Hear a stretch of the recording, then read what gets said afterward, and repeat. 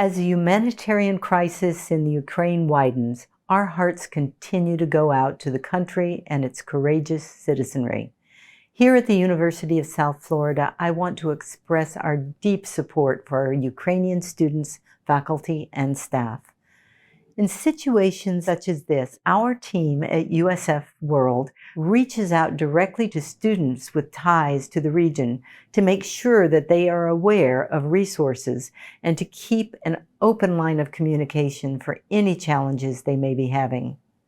A statement I made at the onset of this tragic conflict still holds true. In the spirit of the University of South Florida's commitment to global engagement, we encourage everyone to treat each other with respect during these troubling times. Furthermore, USF understands that members of the university community may be affected by this situation in different ways, and we want you to know that USF provides resources that can make a difference. A special fund is available when unexpected global events affect the home countries of our students. You can support USF students in crisis by donating to the USF World International Students Support Fund. This fund assists anyone who has been impacted by the conflict in Ukraine, as well as other world events, natural disasters, or changes in family or personal circumstances that cause serious financial hardships. Donations support students struggling to pay for everyday expenses such as apartment rents, utilities, household supplies, transportation, and in some cases, travel costs. You are all part of the Bulls family, and we are here to offer a helping hand should you need one. Meanwhile, USF is proud to partner with leading experts and organizations to bring you the latest insights on how the evolving situation in Ukraine impacts the world and you. We do this through Ukraine What is Next series. Thank you to our sponsors, presenters, and partners, and we hope you enjoy the program. Good morning again. My name is Casey Welch. I'm the director of the Institute for Public Policy and Leadership here at the University of South Florida. The Institute's mission is to engage the strong academic resources here at the University of South Florida, as well as engaging with local and global experts on policy issues, which you'll see today, and have a dynamic exchange of ideas on those issues and solutions. I want to thank our proud partners in this four-part virtual speaker series presented by IPPL, the University of South Florida Sarasota Manatee Campus, the Air Force Association of the Florida West Coast Chapter, Cyber Florida, the Global Interdependence Center, Security Management International, and USF Research One. I would like to extend a sincere thank you to our partners for making this series of events possible and free of charge to all of our community joining us today locally and through the internet. As the situation in Ukraine continues to unfold, this series is designed to connect you with leading experts across a range of topics that impact our world and you locally. Today, in part one, we will focus on military and intelligence insights. Over the next several weeks, we will explore the financial and economic impacts. In part two, cybersecurity. In part three, diplomatic and humanitarian aspects in part four over the next coming weeks.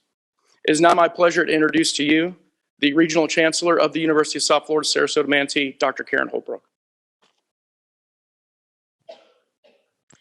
Thank you, Casey. Good morning, everyone, and thanks to all of you for attending. I am so excited about this. I think this is going to be a fabulous start to a four-part series that we're really very happy to be part of. I want to tell you a little bit about the University of South Florida Sarasota Manatee that is sponsoring this, but very quickly. We are one of three campuses of the University of South Florida. St. Pete is the other one, and of course, Tampa. We have about 2,400 students, and our students with all these universities together have an opportunity as undergraduates to take part in 267 different degree programs, and add the graduate programs, over 500 programs. So our little campus, which is very special to us because it is little and very special and very, very we're very personal together with the faculty, the staff, and the students, are able to take part in all of these different programs. We are also, our students are also local. And the good news is they stay here and they're part of the workforce in our local regions. So we are focused on several different regions: business, health, and early university programs, and our students are involved in every one of these. This has been a very special program to develop, but it came about only because we're part of the community and because we know people in this community. And I will mention Dr. Lucy Lipovsky, who is a colleague and a friend of ours, who is a higher education consultant. And she said she got connected with General Scott Gray and General Gray said, I have an idea for a program on Ukraine. How do we get this going? And he knows Lucy from another organization he belongs to. And Lucy said, well, call Karen, because the University of South Florida can pick it up. And within 2 weeks, we had a full day program scheduled and said, with the heavy hitter speakers we have, this is too much for a day. Let's split it into the 4 programs. So we are very grateful to our community partners who have brought this about, and thank them very much for all the things they do for our students and for our campus and for our community overall.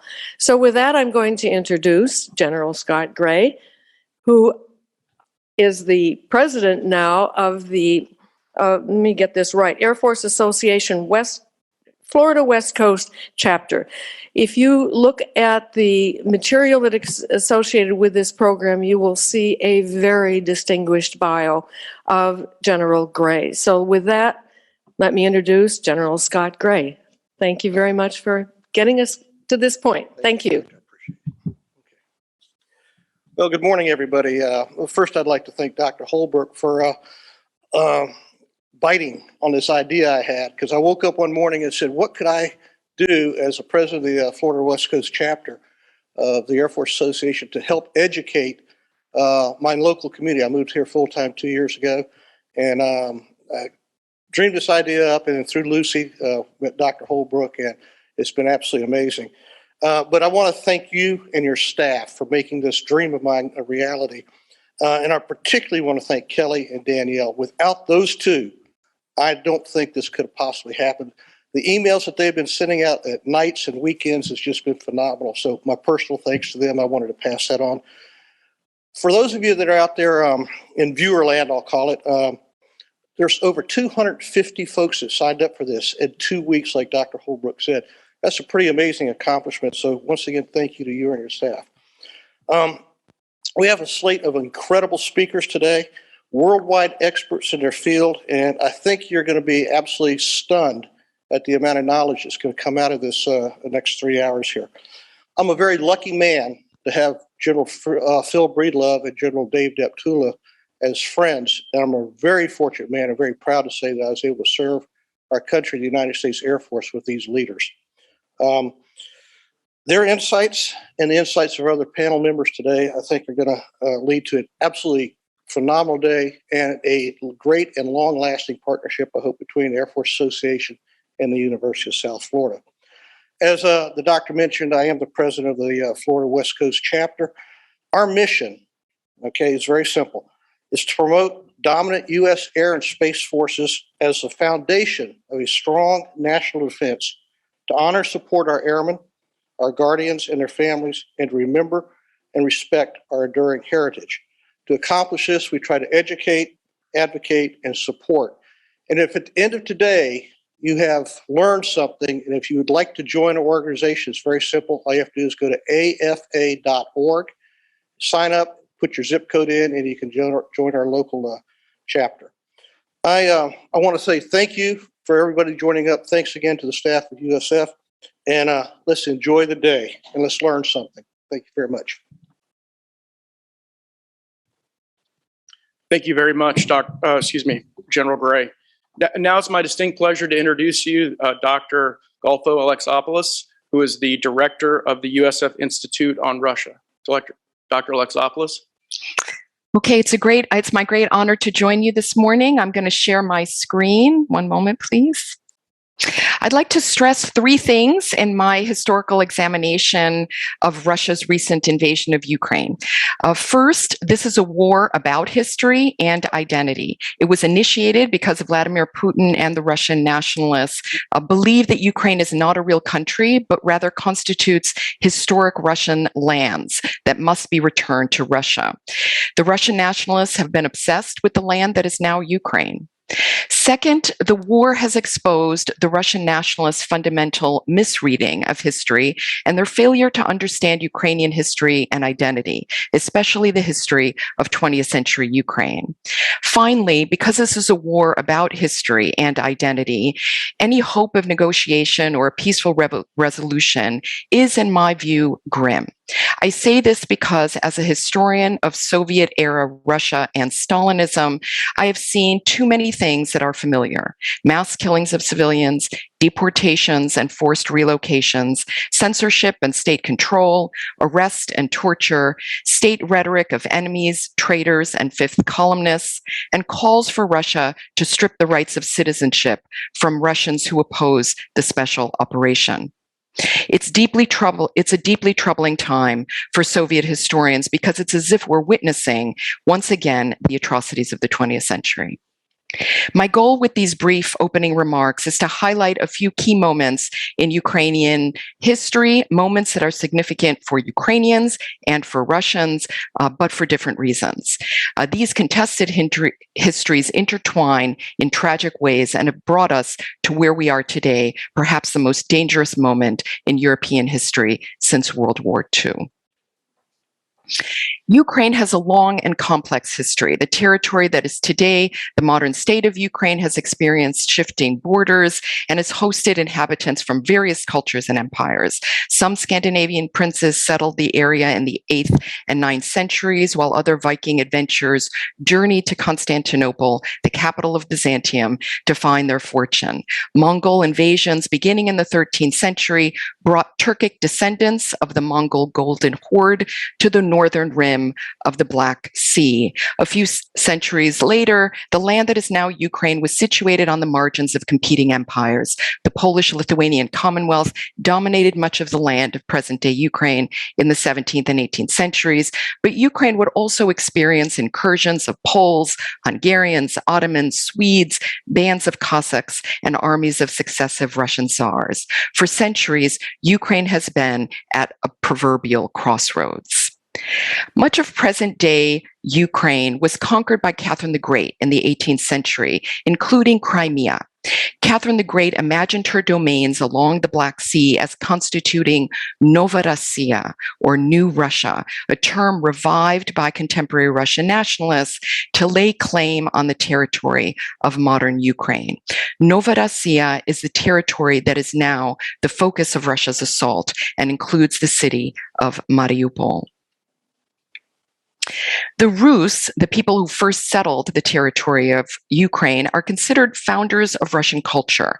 They were originally Scandinavian traders and settlers who made their way from the Baltic Sea in the north through the forests of East Central Europe down to the fertile Black Earth lands of what is now Ukraine. The first major center of Rus was Kiev, a settlement established in the 9th century. Kiev, not Moscow, is the cradle of Eastern Slavic civilization, and that is shared by present-day Ukrainians and Russians.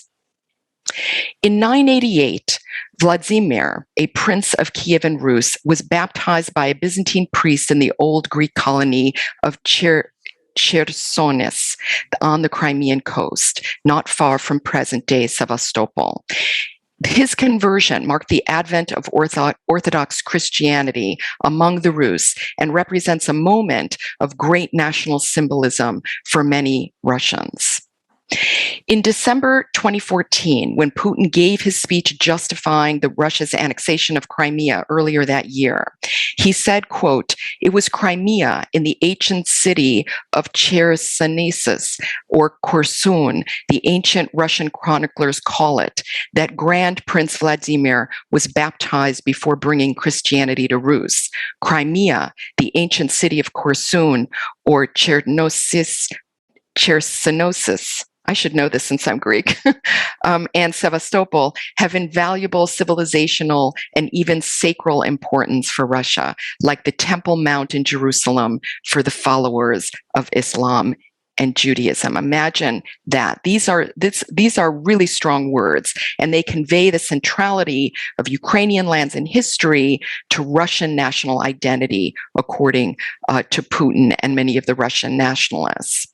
Most Russians don't think much about this historical era. They learn about the Viking settlers of Rus and the conversion of Prince Vladimir in school, but it's the ardent ethnic Russian nationalists, including Vladimir Putin, who stress that Ukraine and Russia are one.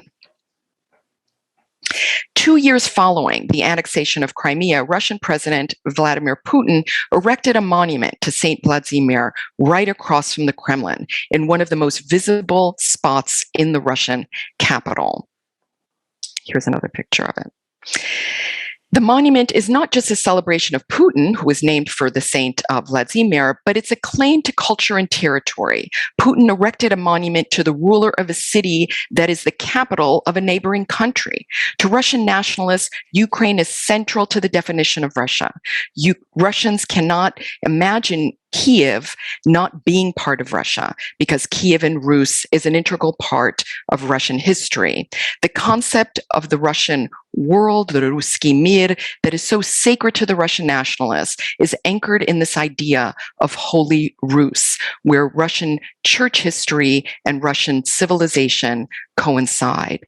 The historical mythology of Kiev and Rus is very important to Russian nationalists who believe that Ukraine and Ukrainians are essential to Russian national identity.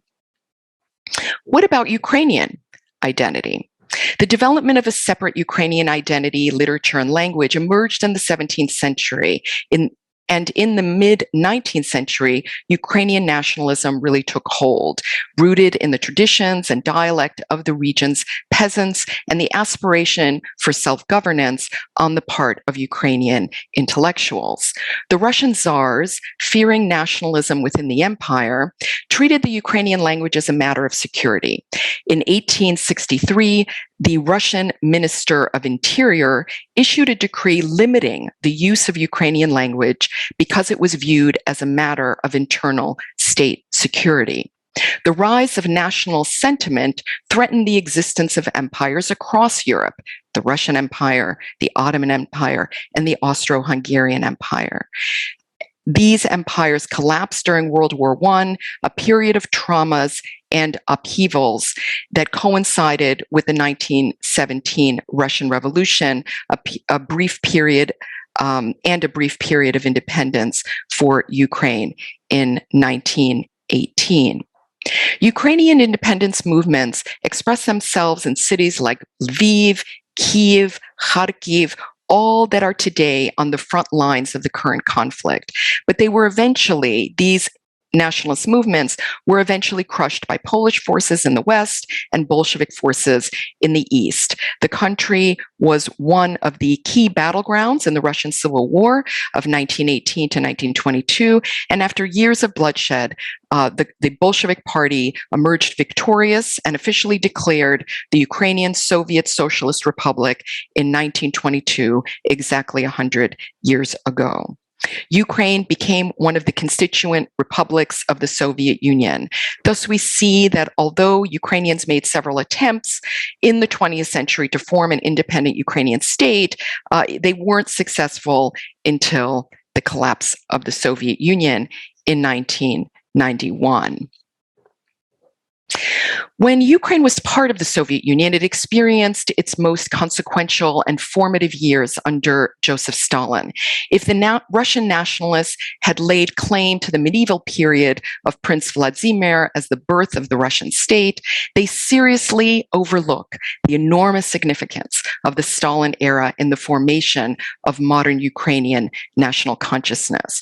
The vast segment of Ukraine's rural population was displaced or deported to forced labor camps during Stalin's violent campaign of collectivization and dekulakization. The resulting famine of 1932-33 now known as the Holodomor, literally death inflicted by starvation, was the consequence not only of collectivization, but of Stalin's desire to crush Ukrainian nationalism, or in his words, to prevent, quote, Ukrainian national counter-revolution, unquote. Stalin initiated mass political repression, arrests of thousands of Ukrainian intellectuals, church leaders, and Ukrainian Communist Party functionaries who had supported pro-Ukrainian policies. In the countryside, peasants were starved to death. Many regions of the Soviet Union were impacted by the 32-33 famine, but the hardest hit was Ukraine.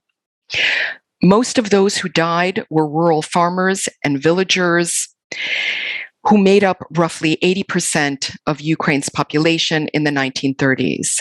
While it's impossible to determine the precise number of victims of the Ukrainian genocide, many estimates by scholars range from roughly 3.5 million to 7 million, 3.9 being the most precise estimate that has emerged. Ukrainians are very knowledgeable of this history. Russians are not. And that is extremely important to keep in mind. Russians are not, because the history of the Stalin era has been rewritten by Putin. By contrast, in contemporary Ukraine, children are taught about the Holodomor. For Ukrainians, the 20th century was a period of crushed independence movements, executed intellectuals, and starved peasants. It was a period of genocide and repression and helped shape their modern national consciousness. Indeed, the incredible resistance to the Russian invaders that we see today can only be understood in this context. When Russian soldiers entered Ukraine in February of this year, they thought they would be greeted as liberators. At least that's what they were told by their government. Ukrainians instead viewed them as familiar oppressors. They had seen them many times before. Nothing unites a people and consolidates a national identity like the experience of political persecution. Ukraine suffered greatly under the rule of Joseph Stalin, and the atrocities that they experienced under Stalin have been called genocide. In 2006, the Ukrainian parliament, or Rada, passed a decree defining the Holodomor as a deliberate act of genocide. The Holodomor has been recognized as genocide by 16 nations and even 22 states of the United States. It's worth noting that Raphael Lemkin, who coined the term genocide and whose ideas of genocide serve as the basis of the 1948 UN Convention on Genocide, identified the Holodomor, the Ukrainian genocide, as, quote, the classic example of Soviet genocide, unquote. The UN Convention defines genocide as acts, quote, having intent to destroy, in whole or in part, a national, ethnic, racial, or religious group as such, end quote. In his articles and speeches from the 1950s, Lemkin applied the term genocide to the Ukrainian Holodomor, calling the famine an attempt to destroy the Ukrainian nation. Lemkin identified 4 integral components of the genocidal process that he observed in Ukraine in the 1930s: the decimation of the Ukrainian national elites, the destruction of the Ukrainian autocephalous Orthodox Church, the starvation of Ukrainian peasants, and the replacement with non-Ukrainians from the Russian republics and other republics into Ukraine. Shockingly, we are now witnessing a replay of this old Soviet script. President Biden and Ukrainian President Zelensky have called Russian actions in Ukraine genocide because we have seen similar events play out today as they had played out in the 1930s. Take, for example, the decimation of Ukrainian national elites. With the Russian invasion of Ukraine, mayors of Ukrainian cities, politicians, journalists, intellectuals, and others are being arrested, detained, and shot. Civilians are being starved in places like Mariupol. Ukrainians are being deported to Russia. It is as if the Ukrainians are reliving the 1930s. Indeed, one elderly woman who was interviewed on television, and I saw her on CNN recently, told a reporter, they want to starve us to death as they did in the 1930s. Let me now turn to another momentous period in Ukrainian history, and that is World War II. This is a period of history that is very symbolic both for Russia and for Ukraine. Hitler and the Nazi strategists imagined Ukraine as an area of settlement for the Aryan race and the breadbasket of an enlarged German empire. Some Ukrainian nationalists cooperated for a time with the Nazi invaders, viewing the Nazis as less bad than the Soviets, since they had just experienced the famine. The Soviets, in their view, had brought them famine, political purges, and forced labor. Many Ukrainian nationalists saw the Nazi invasion as an opportunity also to achieve their long desire for independence. This was particularly the case in Western Ukraine, which had no experience of Soviet rule until after World War II. The fascism of the Ukrainian nationalist guerrillas during World War II is still a source of controversy because some elements on the far right in Ukraine have embraced the legacy of Nazi-affiliated war heroes, such as Stefan Bandera. Bandera led the political wing of the anti-Soviet independence movement of Ukraine, the Organization of Ukrainian Nationalists, or OUN. Its military wing, the Ukrainian Insurgent Army, waged partisan warfare against Nazis and Soviets during and after World War II. Bandera was eventually killed by a Soviet assassin in Munich in 1959 and was regarded by the Soviets and is today regarded by Russians as a traitor who led an insurgent war against Soviet forces. Although Bandera is accused of being a Nazi collaborator, his forces also fought against Nazis at times during World War II. They are also accused of carrying out murderous campaigns against Poles and Jews. Today, the Kremlin's propaganda organs constantly refer to this World War II history of Ukrainian collaboration in order to discredit the regime of Ukrainian President Volodymyr Zelensky.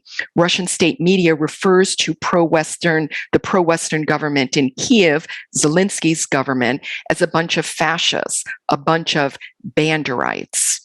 For the Kremlin, there is no distinction between Ukrainian nationalism and Nazism. Those who believe that Ukraine should be its own distinct state, separate from Russia, are uniformly described as neo-Nazis.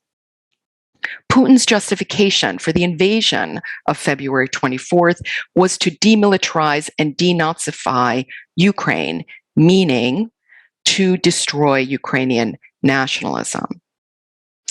I'll conclude with a discussion of the war itself. Vladimir Putin is obsessed with the past. In 1954, Soviet leader Nikita Khrushchev formally ceded Crimea from the Soviet Union's Russian Republic to its Ukrainian Soviet Socialist Republic. In his address to Parliament announcing the annexation of Crimea in 2014, Putin said that Russia was not simply robbed, it was plundered when Khrushchev transferred Crimea to the Ukrainian Republic and away from Russia. The historical problems for Putin extended much further back. In a 5,000-word treatise published last summer entitled On the Historical Unity of Russians and Ukrainians, the Russian president claimed that Russians and Ukrainians were, quote, one people, and that the West was busy turning Ukraine into an anti-Russia. In a televised broadcast to the nation days prior to his renewed attack on Ukraine, Putin rehashed many of these themes. He asserted, quote, Ukraine is not just a neighboring country for us, it is an inalienable part of our own history, culture, and spiritual space. end quote. Putin claimed that modern Ukraine was a creation of the Bolshevik leader, Vladimir Putin, and that Ukrainian territory constituted historically Russian lands. And by the way, he'd been saying this for a very long time. In 2008, he said to then US President George W. Bush, "George, you know, Ukraine, it's not even a real country." Following the invasion of Ukraine, the patriarch of the Russian Orthodox Church, Patriarch Kirill, voiced the church's support for the war. A staunch ally of Putin who once described Putin's presidency as a miracle of God, Patriarch Kirill has openly expressed his support for the Russian invasion of Ukraine, describing the peoples of Russia and Ukraine as coming from, quote, from one Kievan baptismal font, unquote, and claim that they share a common historical fate, unquote. That argument helps to justify Russia's claims that it is liberating its neighbor.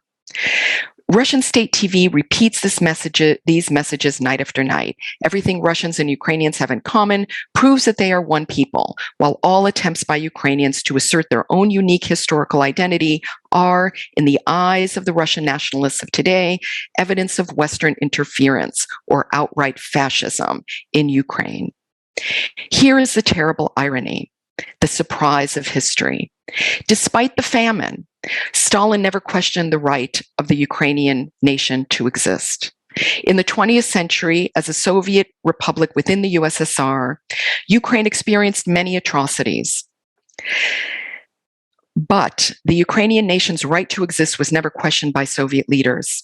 By contrast, Putin and many Russian elites think of Ukraine in 19th century terms, skipping over the history of the 20th century as if it were of no consequence. No Ukrainian national movements in the World War I era. No independent Ukrainian state. No Holodomor or genocide. No struggle for sovereignty during World War II. When Putin and the Russian nationalists repeat the claim that Russians and Ukrainians are the same people, they mean that Ukrainians are really little Russians that speak a dialect of Russian. For Putin and those who support him, Ukrainian nationalists are tantamount to Nazis. According to Putin, Ukraine is a Western puppet government, a failed state from which the US is planning to attack its real target, that is, Russia. To Putin, the war with Ukraine is an existential conflict. The Russian state, Russian identity, and the very survival of his regime are at stake. For this reason, he is willing to pay any price to win. It is my belief that this war will end either with the defeat of Putin and the Russian nationalists' agenda or with the defeat of Ukraine. I hope it is the former, and to end on a hopeful note, I believe that it will be. Thank you so much. Thank you, Dr. Alexopoulos. We appreciate that very thorough historical context. I actually appreciate now knowing the correct pronunciation of Kyiv and also the spelling with KY, I think is what you had on your map. So I appreciate that historical background. And I want to take this opportunity to thank you for your leadership of the USF Institute of Russia here at the University of South Florida. Now we move to our next speaker. I'm going to introduce Major General Scott Gray to introduce General Breedlove.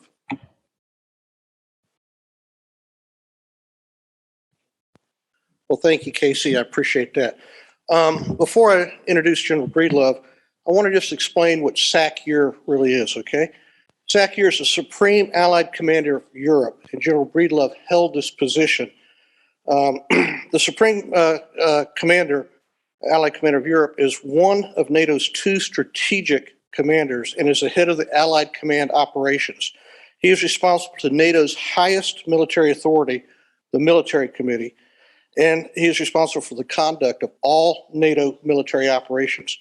We're incredibly lucky to have him. I could talk for minutes on this man's incredible bio, but I'm going to sum it up by saying he has commanded at every level you can in the Air Force. He had a command of a wing in Italy. He had command of a numbered Air Force in Europe, and he was the commander of the United States Air Forces in Europe prior to assuming his role as SACEUR. He's a frequent commentator, to say the least, on Fox News. I cannot tell you how knowledgeable this man is on European events, the military over there, what's going on in Russia and Ukraine, and we are extremely, extremely lucky to have General Phil Breedlove with us today.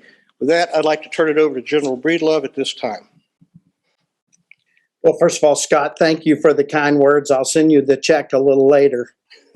It is good to be with you all this morning. I must tell you, Dr. Alexopoulos' discussion was wonderful, and she hit on some great points.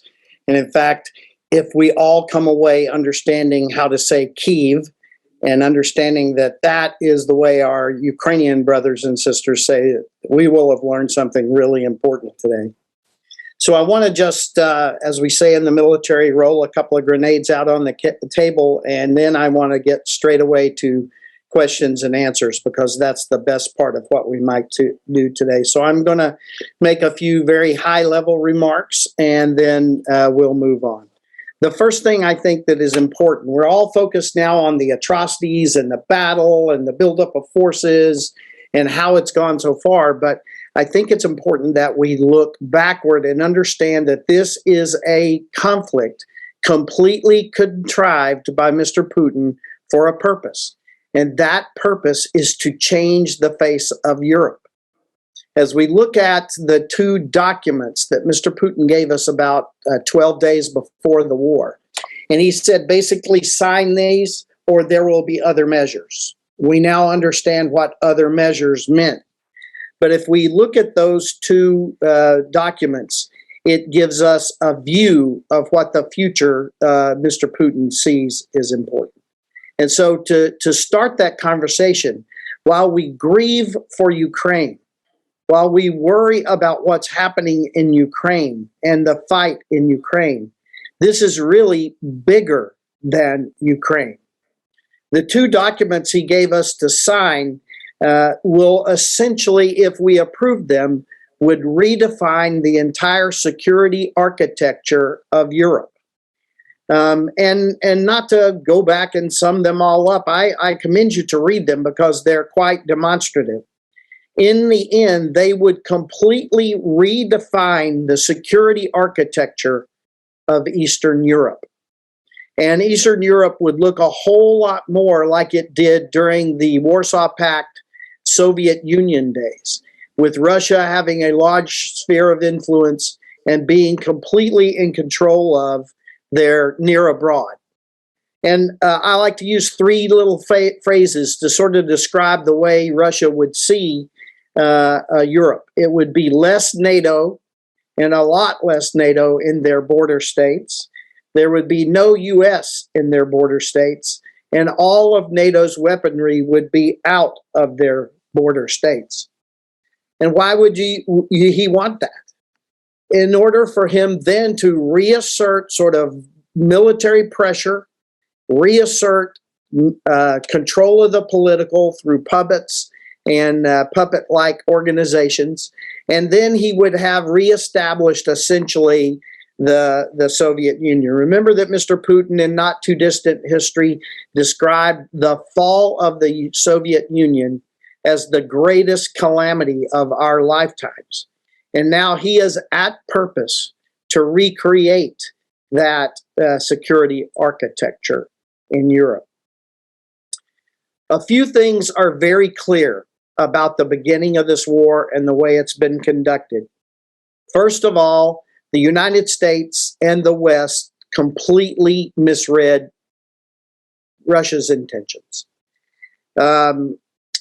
People who were doing great business with Russia, people who were completely or almost completely dependent on Russia's energy and all other manner of things, it doesn't surprise that their national interests would be to say that take it easy, this is going to calm down. Russia really doesn't intend to invade. They're just posturing to try to better negotiate their view forward of Europe. I also believe that Russia absolutely mistook the intentions and capabilities of Ukraine. And we will talk about the military, but most importantly, I think that Mr. Putin misread the intent of the Ukrainian people. He truly believed that a short battle and then that the Russian forces and he would be welcomed with open arms in Ukraine.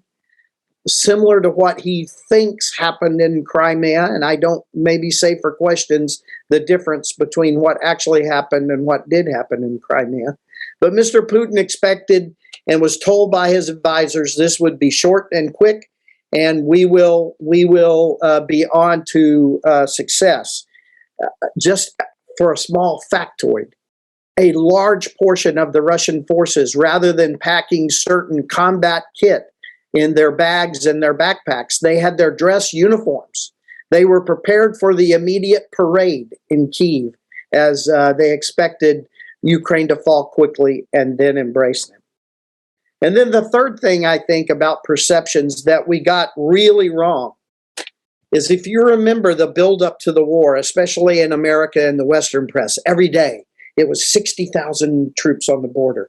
More tanks are coming, 70,000 troops on the border, and so on and so forth. And every day we reveled in and watched completely what Mr. Putin was doing on the borders. I was in Ukraine 8 days before the war started, and my delegation and I spoke with everybody from the president down to the opposing parties in the Rada. And what was clear to Mr. Zelensky is, you in the West are not paying attention to us. You're waiting for the war to start. It has already started in my country. The assassinations, the explosions, threatening schools and school buses, all of the below-the-line gray zone war that was already going on in Ukraine, we in the West were not paying attention to, because we were watching the TV every night and watching the troops build up. The other thing that we in the West were not paying attention to is that Mr. Zelensky's army and its nation was preparing for war.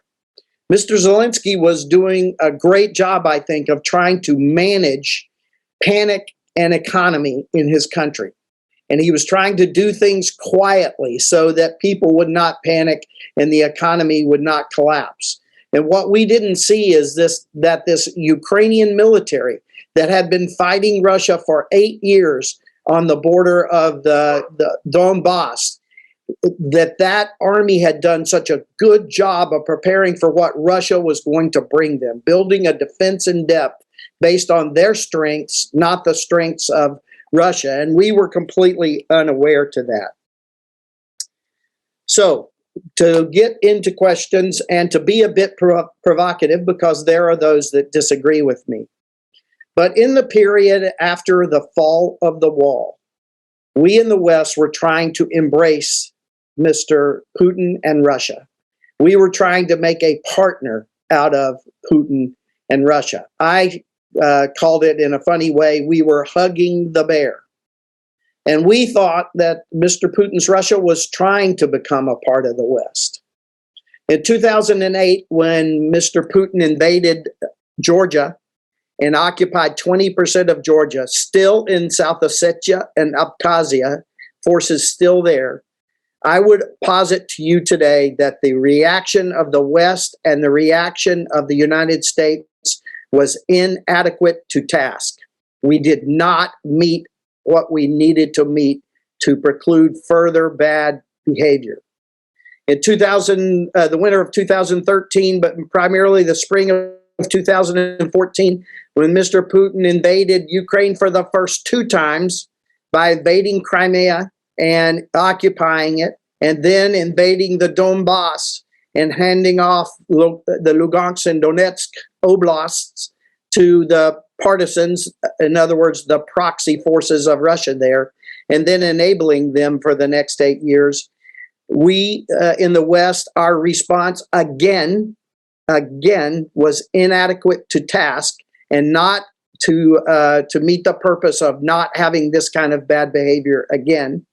So then we found ourselves again in 2022 with a large Russian force on the border, and we took the measures that we took in 2008 and the measures that we took in 2014, which were inadequate to task then, and we tried those same measures to deter Mr. Putin from going into Ukraine, and we failed a third time. Our actions to deter this conflict were inadequate to task. And so now I think, to close my remarks, I think it's important for us to ask ourselves Do we want to be right back here again in Moldova or Georgia or some other place right after this is over? Or will we in the West this time take the appropriate actions so that we actually change Mr. Putin's behavior? Change his behavior. We have certainly hurt Russia. In 2008, our sanctions hurt Russia. They did not change Mr. Putin's behavior. In 2014, our sanctions hurt Russia, but they did not change Mr. Putin's behavior. At the beginning of this war, we sanctioned Mr. Putin again, and it did not deter Mr. Putin. It did not change his behavior. So the question is, are we prepared now to do those things that might change his behavior into the future? Scott, I think maybe that's enough to stir the pot up. I am ready to take questions. General Breedlove, thank you so much. And for those of you out there that aren't aware of it, General Breedlove returned from Brussels, NATO's headquarters, just yesterday to join us. So thank you very much for your dedication to this effort, General Breedlove. The first question I'd like to ask you, are we deterred? Okay, you talked a little bit about the deterrence on their side. What about our side? So for those of you who are military in the audience and may have gone to one of the war colleges, or maybe if you have served or went to school in one of the great houses that study international relations, you know that when you go into a conflict, there are things that you want to do. There's a list of them, 5 or 6 that are really imperative. 2 of them, I think, are especially germane to today's discussion. First, you want to set conditions such that your enemy is deterred and you are not deterred.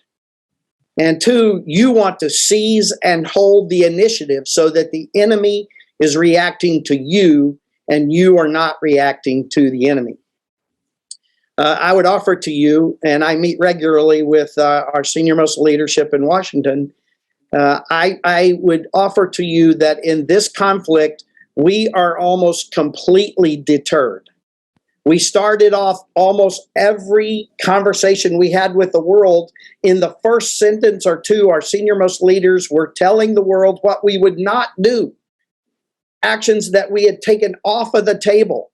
Rather than keeping the enemy guessing and trying to deter him, we aided in him deterring us by telling him the things that we would not do. And secondarily, we ceded the initiative to the enemy. We didn't seize the initiative like we should have. We started off this conflict by telling the enemy over and over again, if you do this, then we'll do that. If you do this, then we'll do these things.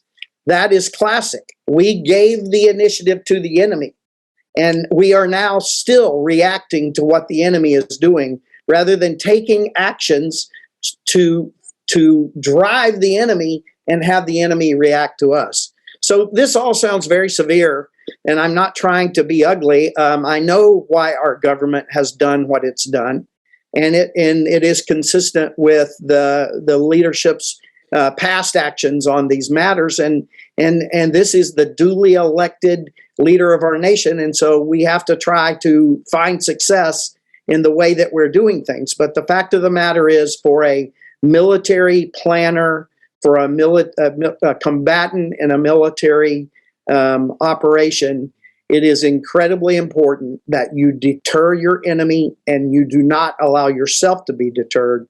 It is important that you seize the initiative and force the enemy to react to you rather than you reacting to him. And in both of these cases, we're on the opposite side of the switch.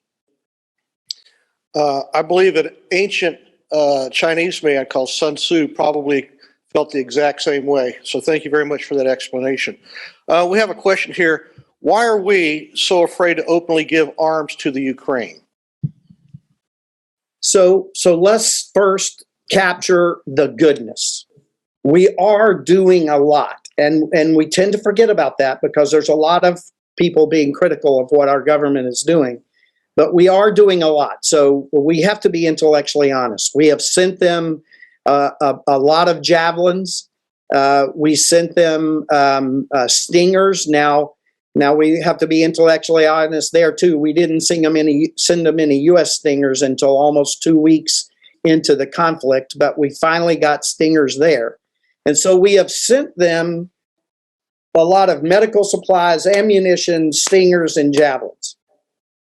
What we have not sent them are the larger articles of war, tanks, airplanes, armored personnel carriers, etc., artillery, which they desperately need. And I think, Scott, that this is tied up in what has been debated many times in America. And that is that we like to talk about sending defensive lethal weapons. We love to use that word defensive because it makes us feel good. Well, you and I both know that a rifle in the arms of a soldier is defensive when the soldier's on the defense, and it's offensive when the soldier's on the offense.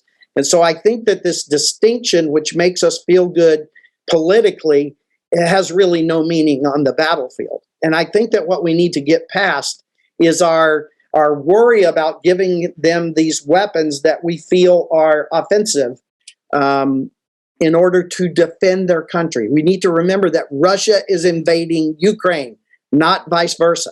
And they need everything that we would normally give an army to fight Russia. And I think that's what the question is getting at. Okay, thank you very much. I'd like to follow up on are we deterred in reference to the potential unconfirmed, I'll use that word, use of chemicals by Russia and Ukraine. Would that be a tripwire for NATO and for the U.S.? Well, so two things. Let's talk about the tripwire piece first, and then let's get on to the actual, what we think happened in Mariupol. So we have, part of being deterred is we in the West really have, and I'll use harsh words, but we have taken counsel of our fears about the use of tactical nuclear weapons. But we are talking all the time about WMD, weapons of mass destruction. And chemicals are one of those weapons of mass destruction. At the most recent extraordinary summit that was held at NATO when our president went over, we'll not know for some time what actually was discussed in the room, but we do know they spent almost 2 hours on talking about how the West, how the EU, and how NATO ought to respond to weapons of mass destruction. Again, chemicals being one of them. And what we saw come out of that, I think, was quite excellent. I think it was an attempt to begin to deter Mr. Putin rather than us being deterred.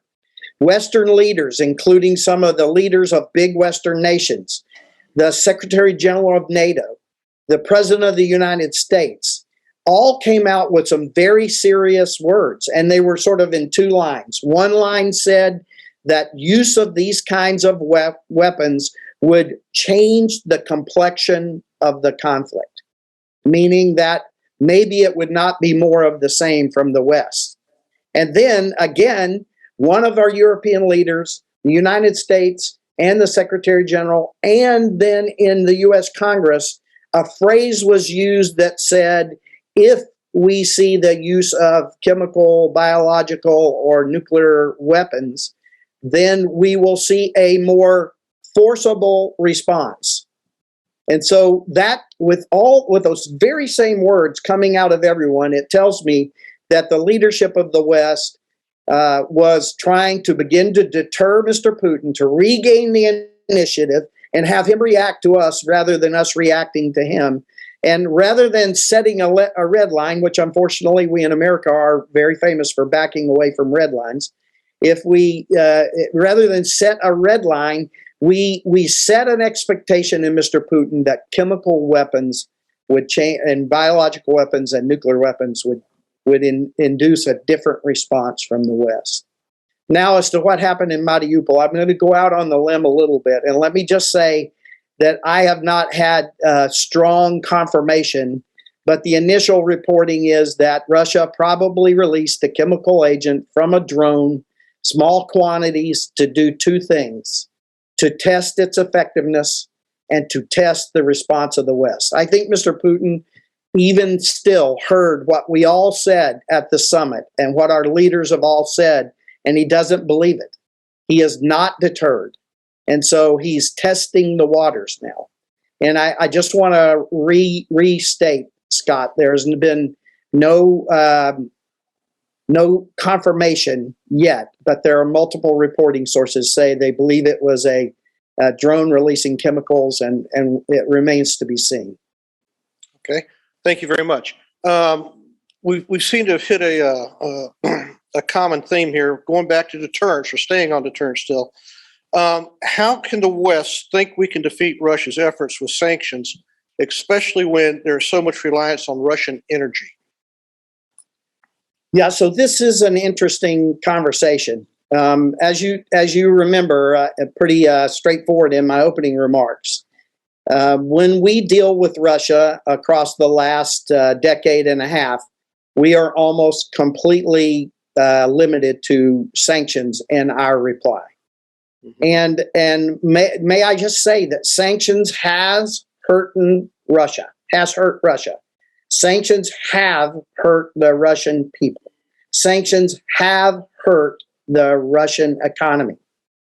But what sanctions have not done, what sanctions have never done, is change Mr. Putin's behavior.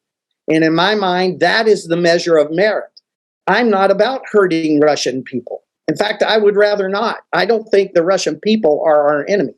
The Russian leadership and the oligarchs, those are our enemies. And so the question then is, if we keep doing the same thing over and over, why would we expect something different? You know, that's a pretty famous saying.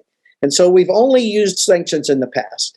And here we are again, pretty much limited to sanctions in this current conflict. May I also, again, intellectually honestly here, say that we've never used sanctions to the level that we have now. And while I still believe that these sanctions will not change Mr. Putin's behavior, they are so drastically changing the face of Russia that one might think that those around Mr. Putin might change Mr. Putin's behavior. But I do not believe that we will change his behavior. It will have to be more than what we're doing now. Okay, thank you very much. Appreciate that. I want to change the discussion just slightly and ask, is NATO getting long-term change right? This is one of the real good news pieces of what's going on right now. The bad news is NATO has adopted the same posture that others have adopted, which is we are not going to fight for Ukraine. Ukraine is going to fight alone, and Ukraine is fighting alone. The West is supplying it, which is wonderful, and we need to step up our game because we're not where we need to be yet. But the West has determined that Ukraine will fight alone. But now, to what NATO is doing, NATO is truly closer together than ever before, thanks to Mr. Putin. Mr. Putin has completely solidified portions of NATO that were a bit, well, they were just not focused before. We see nations now stepping up their investment in their militaries again, because now we see after 2008, after 2014, and after the beginning of this war, we finally see that Mr. Putin has determined that he can use his army to cross internationally recognized borders and to change the face of Europe. And so nations are now being much more serious about being able to defend their borders. What has happened in Germany post-election in Germany and the accession of the quote-unquote stoplight coalition in Germany is quite demonstrative how much they are invested. Over 100 billion euros this year alone, and then they're going to go over 2% into the future. And that's agreed to by a coalition that might have been seen as liberal in these approaches. But so what NATO is getting right is they see now that we have a threat, that Mr. Putin is not a partner, that he's an enemy, and that he is willing to kill civilians at a great rate in order to change the way Europe looks. And so these nations obviously don't want to have happen to them what is happening in Ukraine now, and they are investing in getting ready. And so NATO is moving 4 more battle groups into the front area. is reinforcing the other 4 for a total of 8. We're moving capability into the front area, and that will be a significant deterrent to NATO or to Russia if they try to attack a NATO country. Important to remember that nothing NATO is doing right now is really going to deter any actions Mr. Putin is taking in Ukraine. We have sort of, unfortunately, said to him, how many times have we said over and over and over and over, we're going to defend every inch of NATO space, and I believe that. But what does that say to Ukraine? What does that say to Moldova? What does that say to Georgia? And so there are definitely people outside of what NATO and the West is saying, and those nations, I think, are at great risk. But NATO is doing a good job of getting its force more ready and moving its force into the forward area. Oh, by the way, exactly what Mr. Putin did not want in those 2 treaties. So NATO rightly is giving Mr. Putin exactly what he did not want as a message for his bad actions in Ukraine. So let me ask this question. If NATO was to admit Finland and Sweden, what do you predict Putin's reaction to that would be? Well, here's a prediction I'll make, and I'm rare about those. But it's really a matter of, does Finland ask to be in NATO, and does Sweden ask to be in NATO? I think that NATO will bring them aboard rapidly.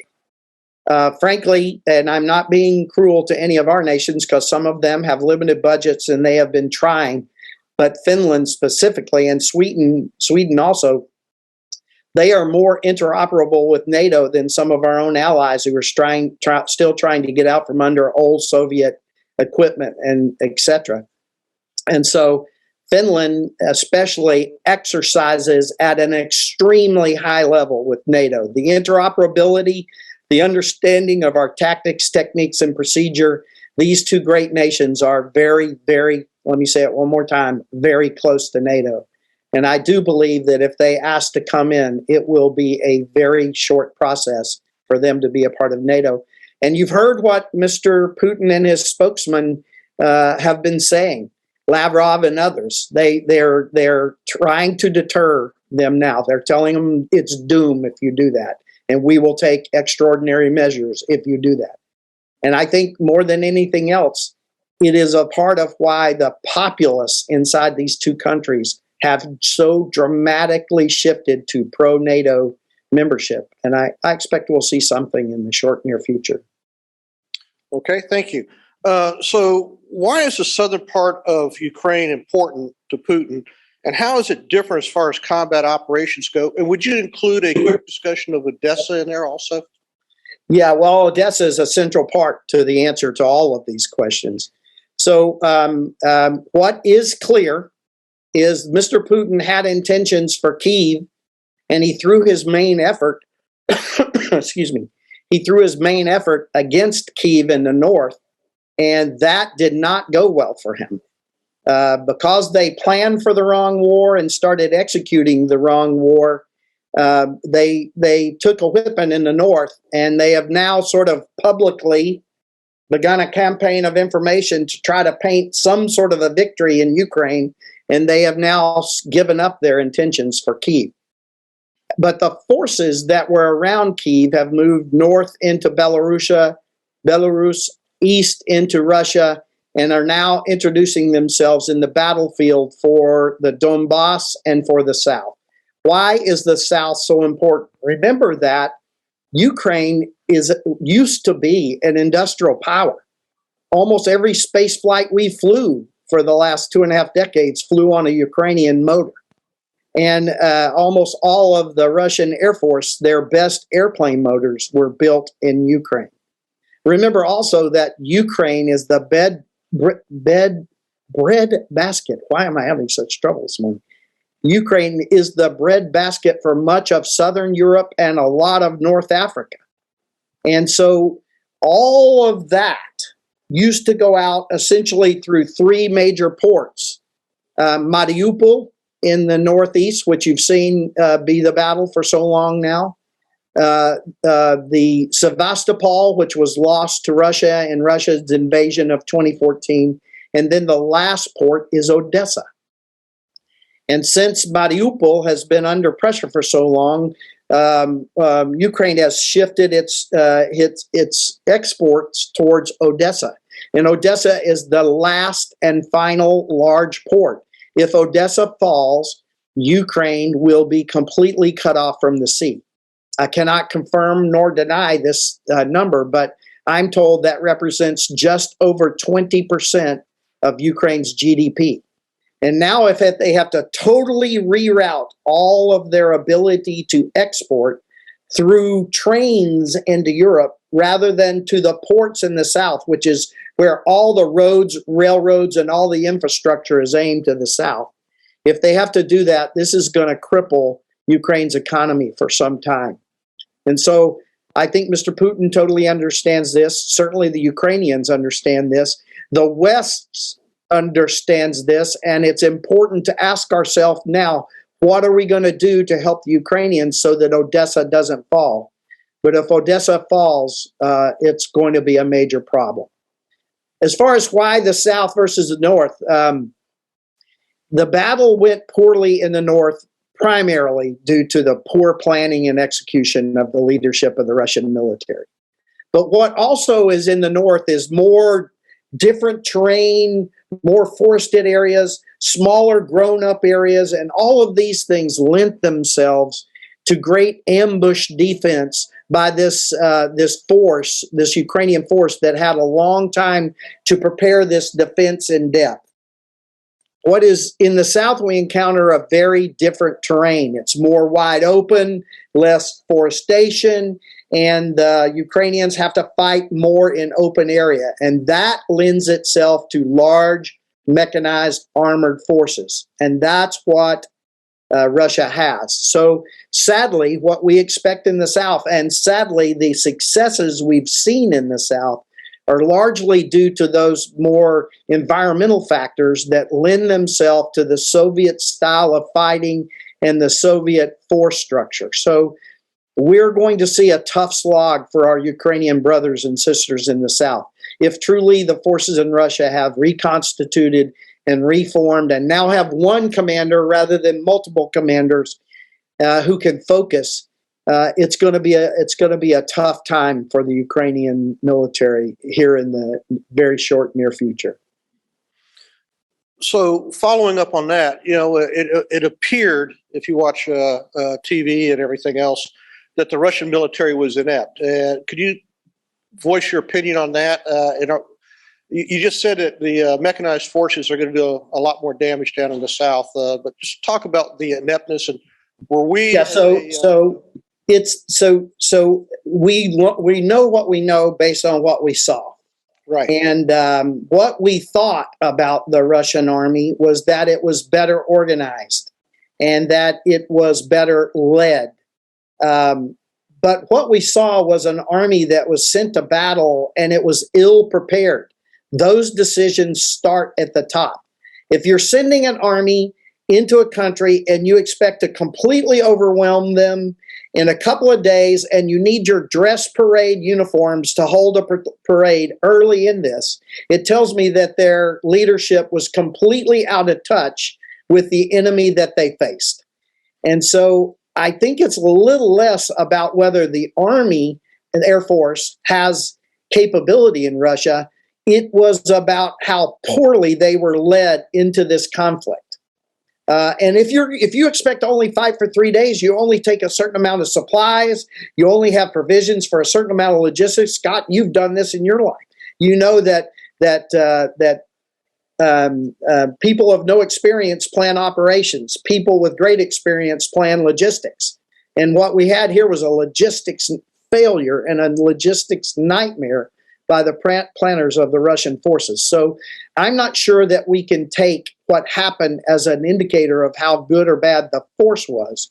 But I think we can absolutely, completely accept that the failures here were started at the very top and at the planning and the assumptions that they made about Russia or about Ukraine were important. And then I think I said it in my my opening remarks. You know, I've been to Ukraine over 24 times now. I was there 8 days before the war started.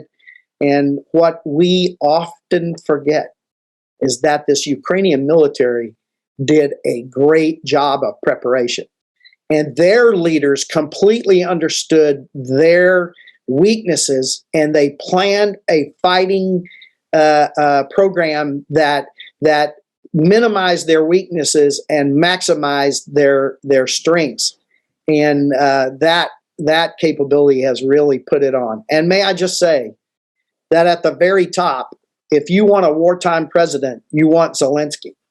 This man has led that nation. He's leading the entire West, and he is amazing. And for the spouses that may be in the audience, if you haven't seen his wife's statement on about day 8 of the war, Google it. I'll just give it to you very poorly paraphrased. She said that as I look at what's happening in my country, there will be no crying and there will be no tears because my children are watching me. I will stand with my children. I will stand with my husband, and I will stand for the people of Ukraine. These people are leaders, and Ukraine is really lucky to have the president and his wife at the head of this business. That's a very powerful statement that she put out there, to say the least. General, any chance that Putin will stop after capture, if he captures Odessa and the oil and gas fields in eastern Ukraine? So let's just remember that he's taken a whipping in the north, and we'll sort this out at some point, how much of his army has been destroyed and killed. It is not insignificant. So there have been some real tough setbacks for this army. I really believe that whether he goes for more is less based on what happened to his army. It's more based on how the West negotiates the end to this war. If he's able to walk away from what happened in Ukraine and declare victory and be able to sell victory to the nations that support him, but more importantly to the people of Russia, then I do not believe he's done. We already, if you just start searching and Googling now, you can see that Mr. Putin is starting to sow the reason to go into Moldova. In fact, just yesterday, he started talking about the Nazis in Moldova. Just like the information or disinformation campaign about Kyiv and Ukraine, he's starting to sow those remarks in Moldova. And remember, the West has said we will defend every inch of NATO. That leaves Moldova out and leaves Georgia out. And it's a short answer. If we allow Mr. Putin to come out of this with a victory in the eyes of him, his people, and the part of the world that follows him, then I do not think we are done. There will be more. Okay. So if Russia is successful in Ukraine, what might their next target be? And where does Finland fit into that? Well, first of all, I think it's really Moldova is next. You know that when nations like Finland and Sweden come into NATO, there is that moment, and it could be a week or two for these nations, where they have declared their intent, and the NAC has to then vote. Now, of course, both of the nations are already out there surveying the NAC about who's going to vote for them and who might vote against them, et cetera, et cetera. And I think both nations have found out that NATO is going to overwhelmingly vote for them. I mean, unanimously. The only holdout might be Mr. Orban. But I think that the nations will manage Mr. Orban in this process.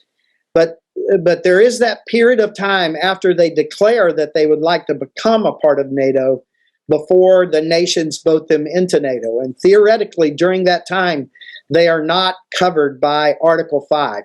And so some would think that Mr. Putin might take that as an opportunity. I must tell you that I don't think that's the case. I think, well, first of all, Finland's military is formidable, however you want to say that word. It is a tough nut, and they would get handed the same problems they did in Ukraine. So I'm hoping that Mr. Putin would not go towards Finland and not go towards Sweden. I am completely concerned that Moldova is firmly already in his sights, and maybe Georgia thereafter. Okay, thank you. So in reference to Putin's actions in Georgia in 2008 and Crimea in 2014, were we too focused on Iraq and Afghanistan and therefore ignoring Russia?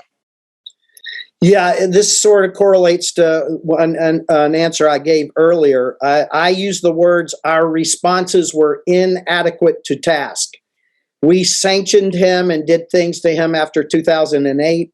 We sanctioned him and primarily did economic things to him after 14. We sanctioned him and threatened more sanctions and tried to keep him out of Russia or out of Ukraine in this iteration. And we failed, and we failed. And so the question now is, what do we do different in order to not be here again in the future? And I up at Georgia Tech, where I teach at university, we talk about a simple model of national power, that being the American coin dime: diplomatic power, informational power, military power, and economic power. When we deal with Russia, we seem to only really focus on the economic power piece of that. And I think we need to be more balanced in our reply. When Russia attacks a nation, and we could go for hours on this, when they attack a nation across all elements of power. And the examples are just really easy to give. But when we reply to Russia, we stay in the economic silo of excellence. I believe we need to take drastic diplomatic power actions. We need to be looking at how to take Russia off of the Security Council. Everybody says you can't do that. Well, you can't do that right up into when you do that. And so we need to be looking at things like that now. We need to be taking very strict diplomatic actions on Russia. We need to meet Russia's disinformation campaign with a information campaign of truth and face Mr. Putin with the truth in his country. We need to be taking more direct military actions against Russia. We are, as we talked about before, completely deterred from really doing anything militarily with Russia. In the past, not too long ago, we killed nearly 500 Russian soldiers in Syria when they attacked a U.S. outpost. I mean, we in the past have responded militarily to Russia, and I think we need to look at how we might do that in the future. And then economically, although the sanctions have never changed Mr. Putin's actions, I think we need to keep pouring the coals on the sanctions and try to change the minds of those around him, and then maybe they will change his actions. And so I think it's just a whole different approach. Scott, I hope I answered your question. It does, definitely. So we've seen a shakeup in Putin's military leadership and a purging here this week of over 100 Federal Security Bureau intelligence officers. What does this signify? Now, this is interesting.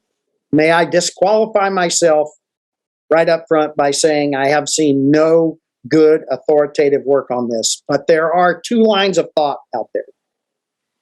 One line of thought is that Mr. Putin actually was well informed, and Mr. Putin made decisions based on how he was informed.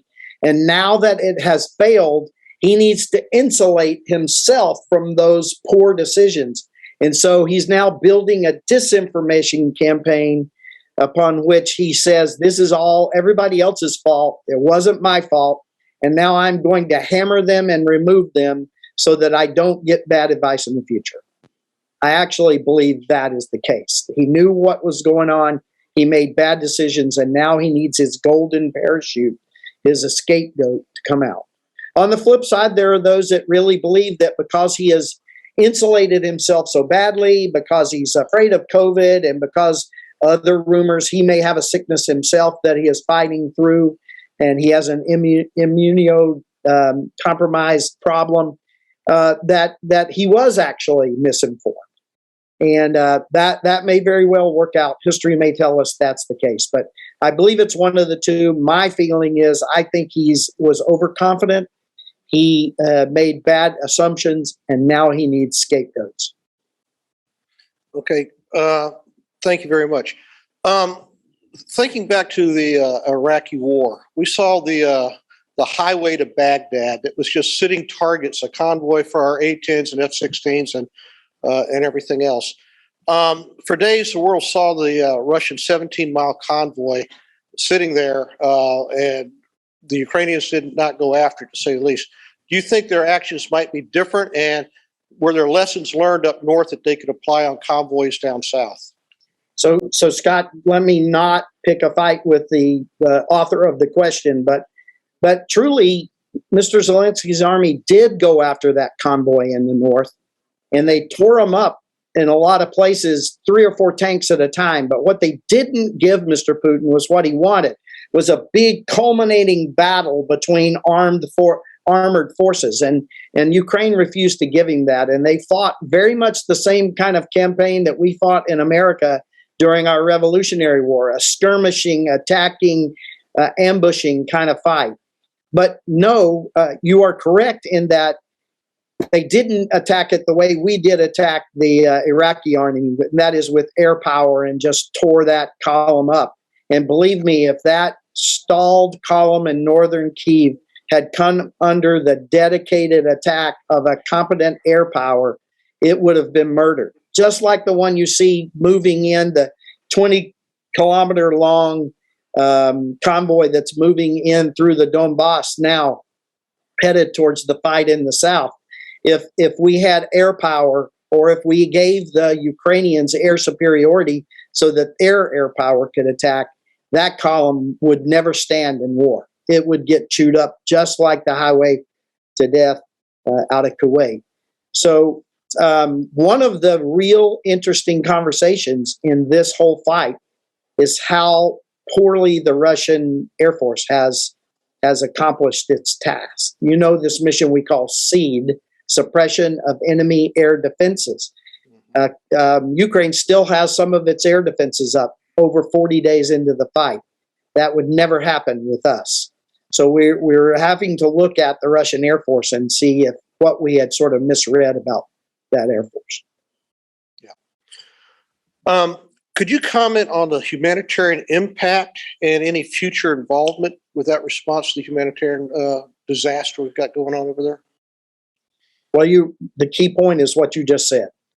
This is going to be a humanitarian disaster afterwards. When Mr. Putin realized that he couldn't fight the military force of Ukraine, he did the same thing he did in Grozny. He did the same thing that he did in eastern Syria, and that is he turned his military on the people and the people's infrastructure. And you don't have to watch much TV to see that tens of thousands of civilians have died. The mayor of Mariupol, I don't know whether he's right or wrong, but he said it could be as many as 20,000 civilians died in Mariupol alone. And so Mr. Putin has turned his army on the people of Ukraine and what I call the people's infrastructure of Ukraine, literally just damaging beyond use apartment buildings, which have zero military effect. Hospitals, the number being over 30 medical, I believe, facilities have been bombed directly. The most staggering, of course, was the maternity hospital in Mariupol and all the people that died because of that attack directly on the maternity hospital there. And so Mr. Putin has begun to, I think, for economic reasons, and to leave behind a country that will not be able to, quote unquote, economically recover for some time, Mr. Putin has decided, since I can't defeat the army, I will defeat the people, I will defeat their infrastructure, and then force Ukraine to have to focus on that rather than rebuilding its army after the war. And this is why I believe it is appropriate to begin to look at Mr. Putin and his leaders, Gerasimov all the way down, for war crimes and how they've conducted themselves in this war. I read the other day where there's over 1 million Ukrainian women and children that are now refugees, if you will, that have said goodbye to their grandfathers, their fathers, their sons, their brothers. We'll probably never see them again because these men have chosen to stay and fight, defend their homeland. So this humanitarian crisis is going to have an impact worldwide, and our hearts go out to those folks, to say the least. Scott, I think that number is way bigger than that, frankly. And here's the ones that I think, again, have to go to the Hague and the International Court. As Mariupol, as they started taking over big chunks of Mariupol, the families were sent to a center where the old and the very young and the females were sent towards Poland, and the men and the boys were sent towards Russia. We'll never see those people again. Yeah. I've heard you speak in the past, and I know that you and I shared cubicles at National War College. Could you put on your strategic hat for a moment and talk about DIME, D-I-M-E, and how that applies to national security strategy? So as I mentioned just a few minutes ago, I use DIME all the time because as a dumb knuckle-dragging fighter pilot, I need simplicity. There are a lot better models out there in the world, PMISI 2I, all these things. But when you look at a nation's power, I like to remember it in diplomatic power, informational power, military power, and economic power. And our nation sadly tends to deal with opponents in silos. And let me give you two extreme examples. When we deal with radical Islam, we use almost exclusively the military instrument of power. We use steel and tritonol and those bombs and weapons to try to bomb our way out of radical Islam. I believe that is wrong. And we need to use more tools. And I can go into that if you want to.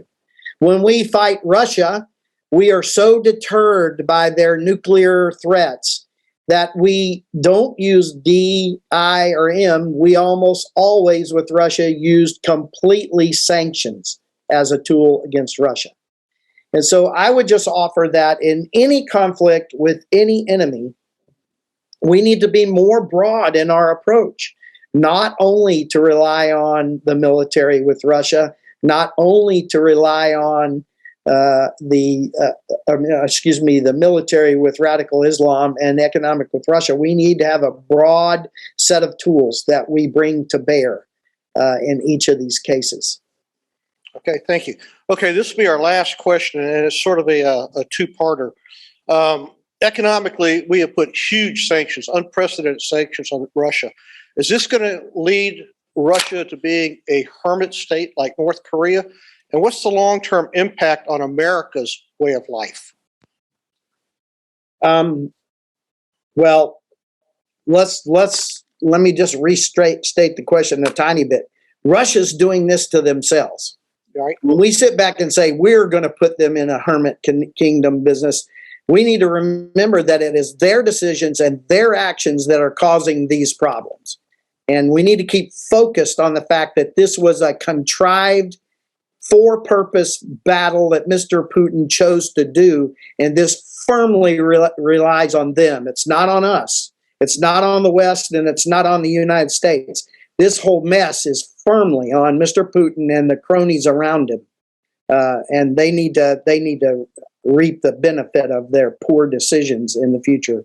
In my estimation, I would tell you that learned economic leaders and teachers, and I'm sure there's some there in the crowd, and I would love to hear what they say, but learned economic folks say that even if we stopped today and began to gradually release the impact on Russia, it will take them years, if not decades, to recover from where they're headed. This economy is going to be bashed. Yes, some of the oligarchs, and yes, Mr. Putin, they'll find out ways to disappear with their money and keep their money at play. They always do. There's always nations that will help them. They will feel the problem less. But you're already starting to see food lines and issues like that in some of the parts of Russia that are going to be a staple of their future because their economy is going to take a beating. And so these tools are going to work, but they're going to work really well against the people and less really well against the oligarchs. I forgot, Scott, the second half of the question. Sorry. Long-term economic impacts on our country. So I do believe we're going to have those, primarily because remember that over half of our trade, or right about half of our trade in the world is with the European bloc. And the European bloc is going to be damaged more than us. We often talk about Europe as if they don't give enough and this, that, and the other, but they are going to suffer impact from the things that they are embracing to do to Russia to try to fix this. And so as Europe suffers, we're going to suffer. I do believe that, sadly, Mr. Putin's adventuresome games are going to affect all of us for some time to come.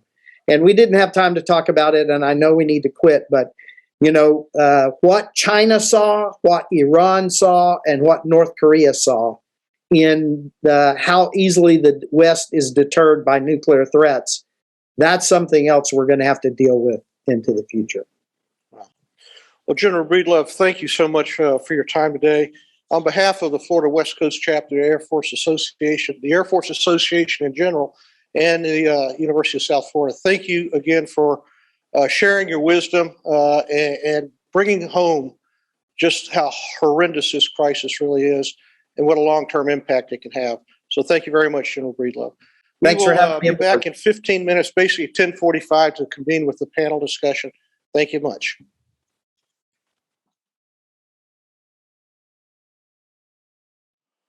Okay, Ukraine, what's next? We've had a phenomenal overview of the history of Ukraine-Russian relations, and then we had an amazing conversation with former SAC Air General Breedlove. We're now going to continue on with a panel of tremendous experts, and we're going to continue to dive into this discussion of Ukraine. What's next? Our first panel member is Dr. Ron Sanders, the staff director of the Florida Center of Cybersecurity.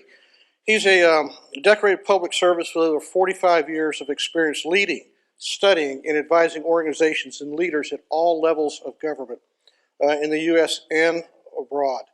Our second panel member is Serge Jorgensen, the founding partner and chief technology officer of the Silent Group.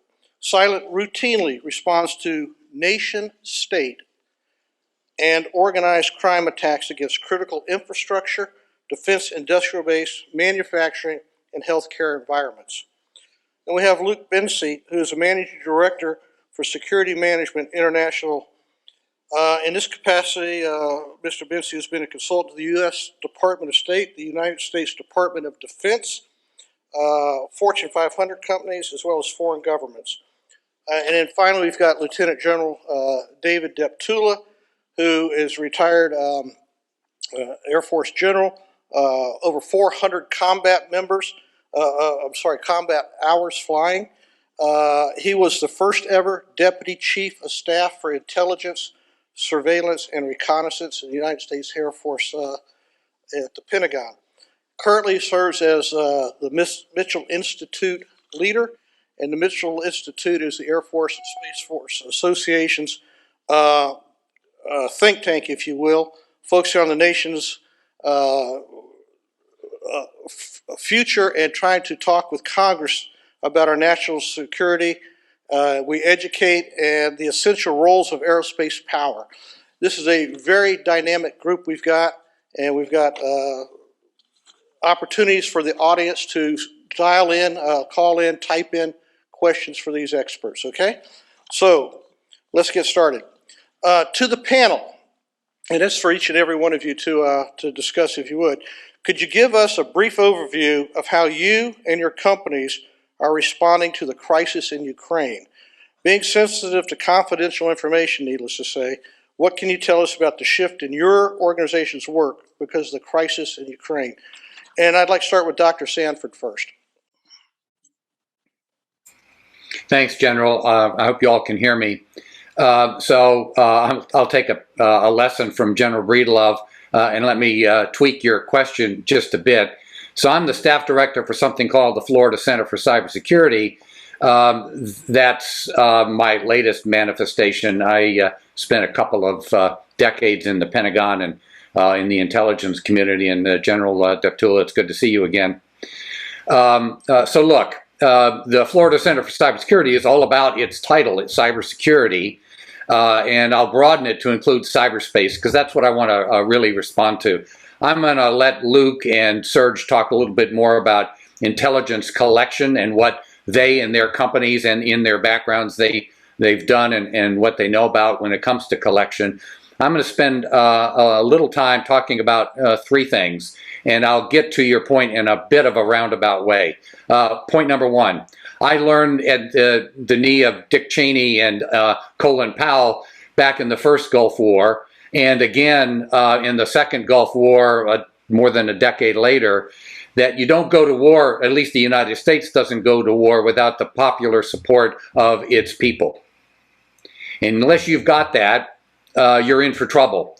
And that's, to me, that's one of the issues that General Breedlove talked about when he referenced DIME.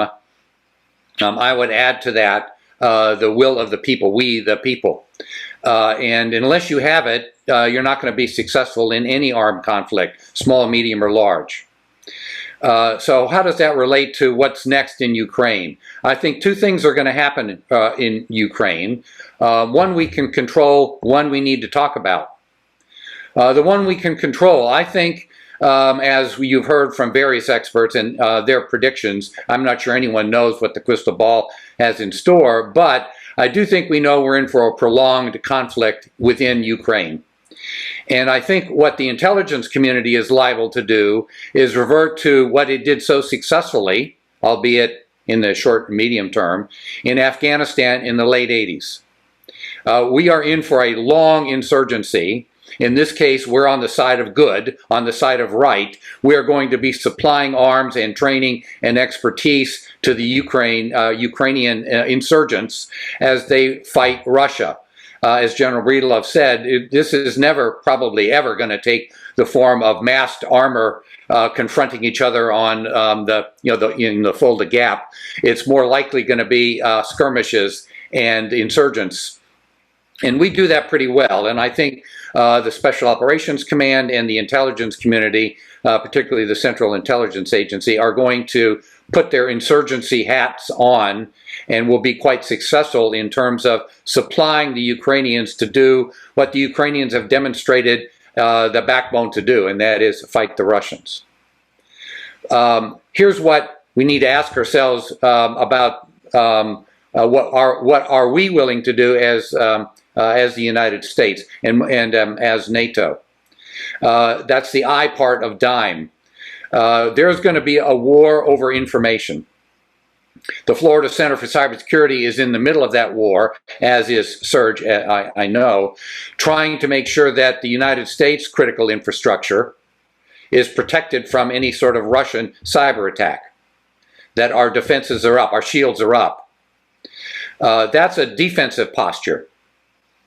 The offensive posture, perpetrated by various parties, some in the United States, some in NATO, has to do more tactically with countering Russian mis- and disinformation at its source. But what we have never done well in this country, and what we have to ask ourselves about, and maybe the panel will address this, is whether we're going to engage in the sort of information war, the active measures that we see the former Soviet Union undertaking, a war for truth. We depend on a free press to provide our version of the truth. We shy away from evil words like propaganda because of its history. But that's exactly what Putin and his cronies are providing to the Russian people and, frankly, to the Russian army. They misread everything, in part because they're so busy telling their people untruths that they've begun to believe it themselves, in my humble opinion. How are we going to counter that? Are we going to continue to rely on a free press to do that? And in some cases they do it well, in other cases not so well. Or are we going to think about our own version of the truth, sort of a radio-free Europe writ large, to supplement and complement the insurgency that I think we're going to support? In either case, the Florida Center for Cybersecurity is going to be engaged in that on the periphery. We're not a frontline organization, but we are going to be providing the expertise that we can to U.S. critical infrastructure to ensure that they are as defensible as possible to any sort of Russian or Russian proxy cyber attacks. And let me just add one quick thing, General. In that regard, the state of Florida has just funded us to do a critical infrastructure risk assessment for the state.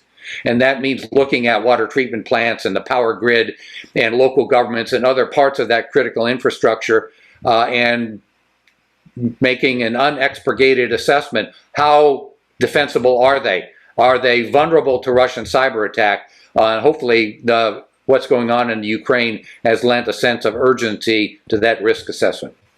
Over.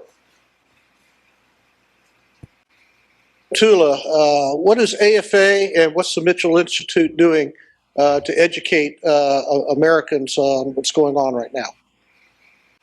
Well, Scott, essentially, in the introduction, you talked about how Mitchell Institute is a think tank. It's the sole think tank that America has. It's focused solely on aerospace issues. But beyond that, what we're doing is continuing to educate the public through our writing, op-eds, engagement with the media, to influence policy options such that the administration takes action that's in the best long-term interests of the United States. And to speak about many of the topics that are not being discussed in the day-to-day media, on TV, and in the newspapers. Those are principally tactical level, what's going to happen tomorrow issues.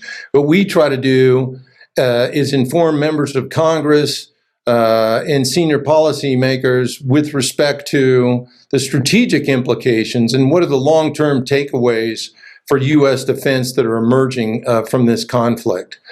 In a nutshell, without taking too much time away from everyone else, the fact of the matter is, and our conclusion is, the Russian actions need to be a wake-up call to rebuild the United States military. Today, we're at half the strength that we were during Desert Storm, and we've declined from the ability to fight two major regional contingencies at that time to only one today, if even that. So only by achieving the degree of strength necessary to defeat both Chinese aggression in Asia and Russian aggression in Europe in near simultaneous timeframes can we deter either of these situations from occurring. And that needs to be what's the baseline of the new defense strategy that's been recently released. But unfortunately, it's not, because the administration is not planning to program the funds necessary for such a defense strategy. So we continue to educate why. I mean, it's right there in front of our eyes. The other key piece that has been so evident and stated so eloquently by President Zelensky is the absolute importance of air superiority. Today, we have the oldest, the smallest, and the least ready Air Force in our entire history, and that needs to change. Back to you. You really touched on something that's important there. NATO received a wake-up call with this invasion, and what you're saying is we need to receive the same message, and hopefully our politicians will listen to that as we move forward with our defense strategy conversations. And thanks for what you're doing in Washington. Luke, I'd like to ask you to talk about it from your company standpoints. What are you seeing differently? What are you doing differently? Yeah, sure. So our company, Security Management International, we're a private security consulting firm. We're also a defense contractor out of the DC area, as well as Florida. So we're sort of doing it from two fronts. The first one, it kind of goes to what Ron was saying, information. There's a lot of private companies out there, as well as public institutions that need to know what's going on the ground, not just in Ukraine, but in the surrounding countries of Poland and even in Russia itself. Let's not forget that thousands of businesses, American businesses, have shut down in Russia. Just take McDonald's or Coca-Cola; they're all pulling up. So those American companies need to know for future investment purposes. Hey, what do we need to know going forward with our operations? So that's one aspect of it. And the second thing that we're doing is more of the humanitarian side for security. At the start of the invasion, as you know, there was a lot of families that were trying to cross the border. General Breedlove says 1 million refugees and believes it's more. I think it might be double that number. But the women and children could cross the border, but the men were stopped and said, hey, no, turn around, get on this truck. Here's a weapon. You are going to go fight. So what was happening as these women and children were crossing into places like Poland, there would be people, little old grandmas, who would say, oh, please get in my car, you'll be okay. And then unfortunately, they were taken away for human trafficking. So that has been cleaned up, fortunately, much better than it was in the early days of the war. But nonetheless, it's still going on, and there needs to be security for those refugees going across as well. Thank you. And Serge, what's Silent doing? Sure, it's an ongoing challenge for us. We work with companies, international and U.S.-centric companies, on an incident response perspective. So we're seeing definitely an uptick in IR engagements and threat actors coming in and always helping companies contain, mitigate, respond to those types of attacks. On that front, interesting in that we're seeing the Russian attacks and those probing attacks and attempts to get in and collect information. General Deterrence, you're talking about think tanks, and certainly think tanks are high on those list of attacked targets because Russians and others, Chinese, Iran, all like to know what you're thinking and what you're advising. So that makes think tanks that ongoing target, as well as, of course, the defense industrial base, critical infrastructure, all of the normal ones. Some of those not necessarily Russian state actors. China certainly interested in how we're responding and collecting information. So from an IR perspective, both stateside and internationally, working with companies. Also on the preparedness front. And that's an interesting one and a challenge for us sometimes because federal, state dollars flowing into different companies. And as Ron was saying, helping get those assessments done and the review of cybersecurity posture and get those recommendations to enhance the controls. But that is something that I was thrilled to hear at Cyber Florida had some funding there and is able to start doing some good work in that area. Because one of the challenges that we see as we get involved in those processes is that a lot of people are taking their own ideas and their own processes. So we get organizations that get lots of federal, lots of state funding, or suddenly wake up and realize they need to spend corporate profits on enhancing cybersecurity, but then they're doing it in a scattered, kind of shotgun method. So we tend to work with a lot of companies on trying to focus that a little bit, pick common frameworks so we're talking the same language, pick frameworks that we can report up to, whether it's DoD or HHS or DHS or state, counties, university systems. So working with all of those companies on proactive and preparedness side. And then also trying to plan for the likely attacks coming out of Russia as they blame the West for the sanctions, and they either try to recover from those sanctions by going after Bitcoin wallets or launching ransomware or finding funding sources to bring some money back into the company, or also just to repay the West for those same types of attacks that they're seeing against the Russian Aviation Authority and some of the media outlets. So expecting a lot of those types of attacks and trying to raise the bar a little bit with companies and organizations around the country and raise awareness a little bit. The last piece that we work on is really planning for impact mitigation. So one of our other big drivers right now is making sure that people understand that they probably will be hit by something. And it's not a matter of can I keep them out, but rather that conversation of when somebody gets into the environment, how do I minimize and mitigate that impact? So we spend a lot of time working with companies on the detection side of things and the response side of things, as opposed to just thinking that we're going to erect some great wall around the U.S. and keep all these guys out. Thank you very much.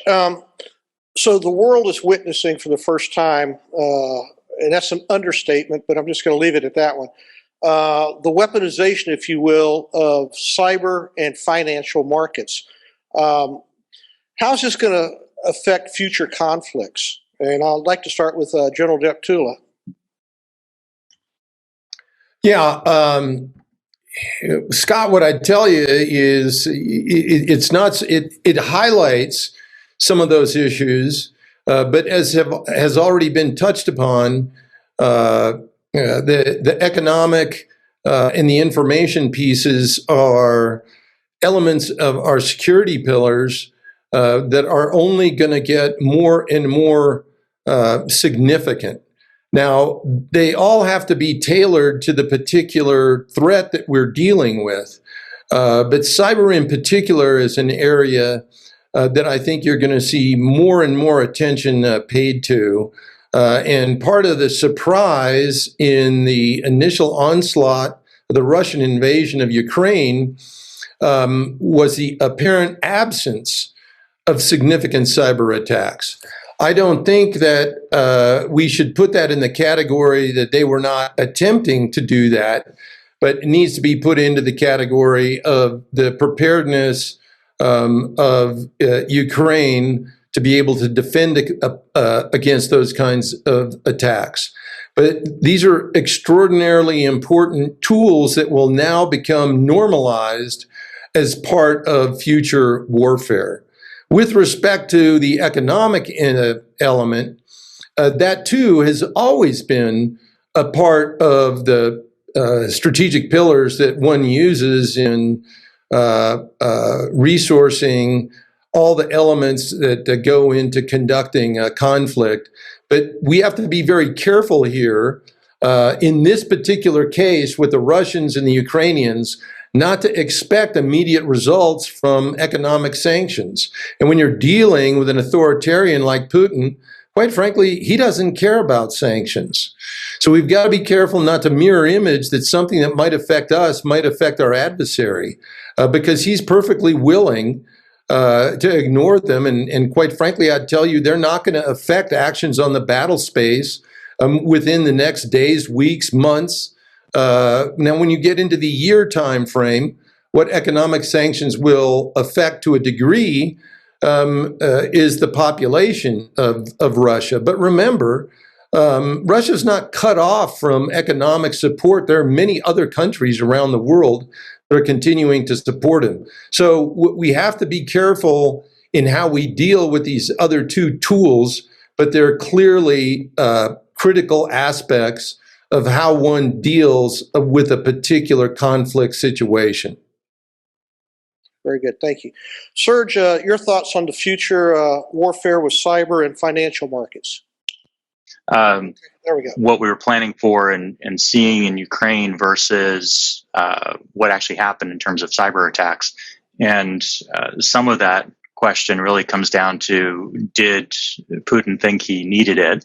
Or was it going to be fast? And much like General Breedlove was saying, were the expectations that this was all be over in very short order? So didn't need to lay that same groundwork that the Russians were doing, that we saw defending against the election system campaigns in 2014, 15, and 16.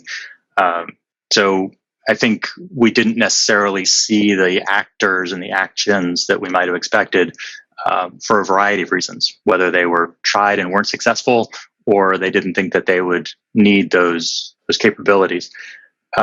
One of the challenges with the centralized financial system and to some extent the ability to impact hearts and minds if I can take out trading on the stock market for a little while, or if I can impact some flash crash on a popular stock.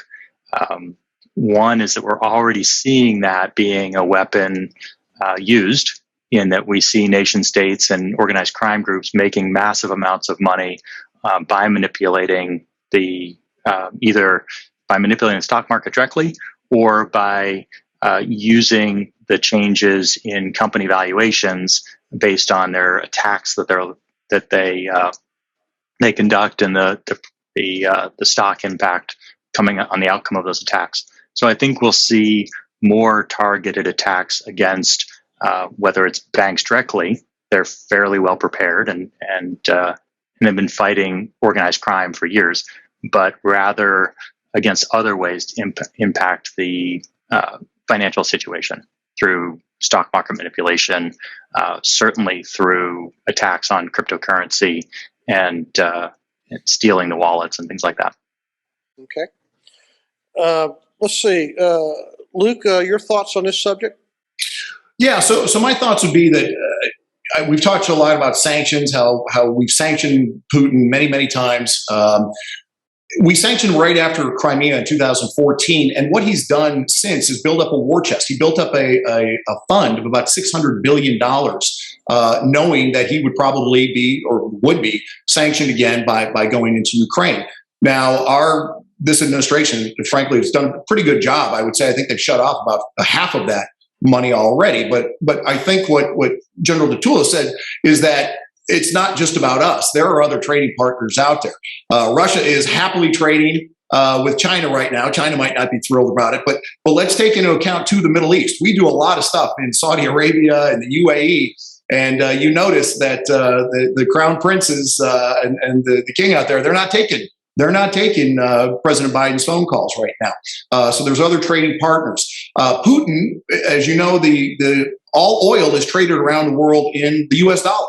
Petrodollars. You want to buy oil, you got to buy it in a dollar. Well, now Putin, for the first time, has sort of changed that model and say, well, if you want to buy oil from Russia, now you've got to convert to rubles, because we've shut off the SWIFT banking system around the world and cut off that dollar currency.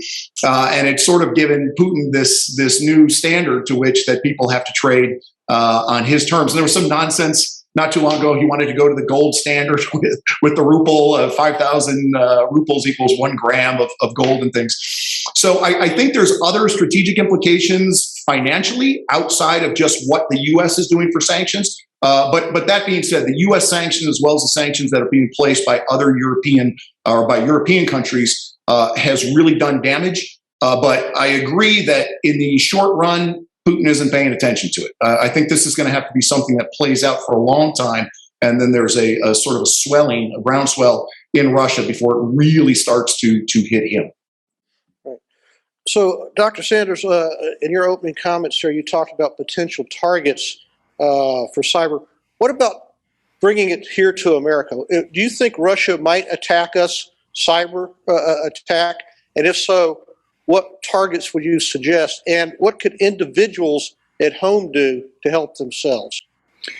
Well, I do think, let me limit this to state-on-state conflict as opposed to what has unfortunately become the new normal of, a fairly rampant cybercrime.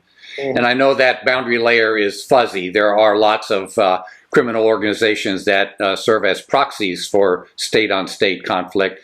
Nevertheless, let me limit my response to more classic nation-state versus nation-state.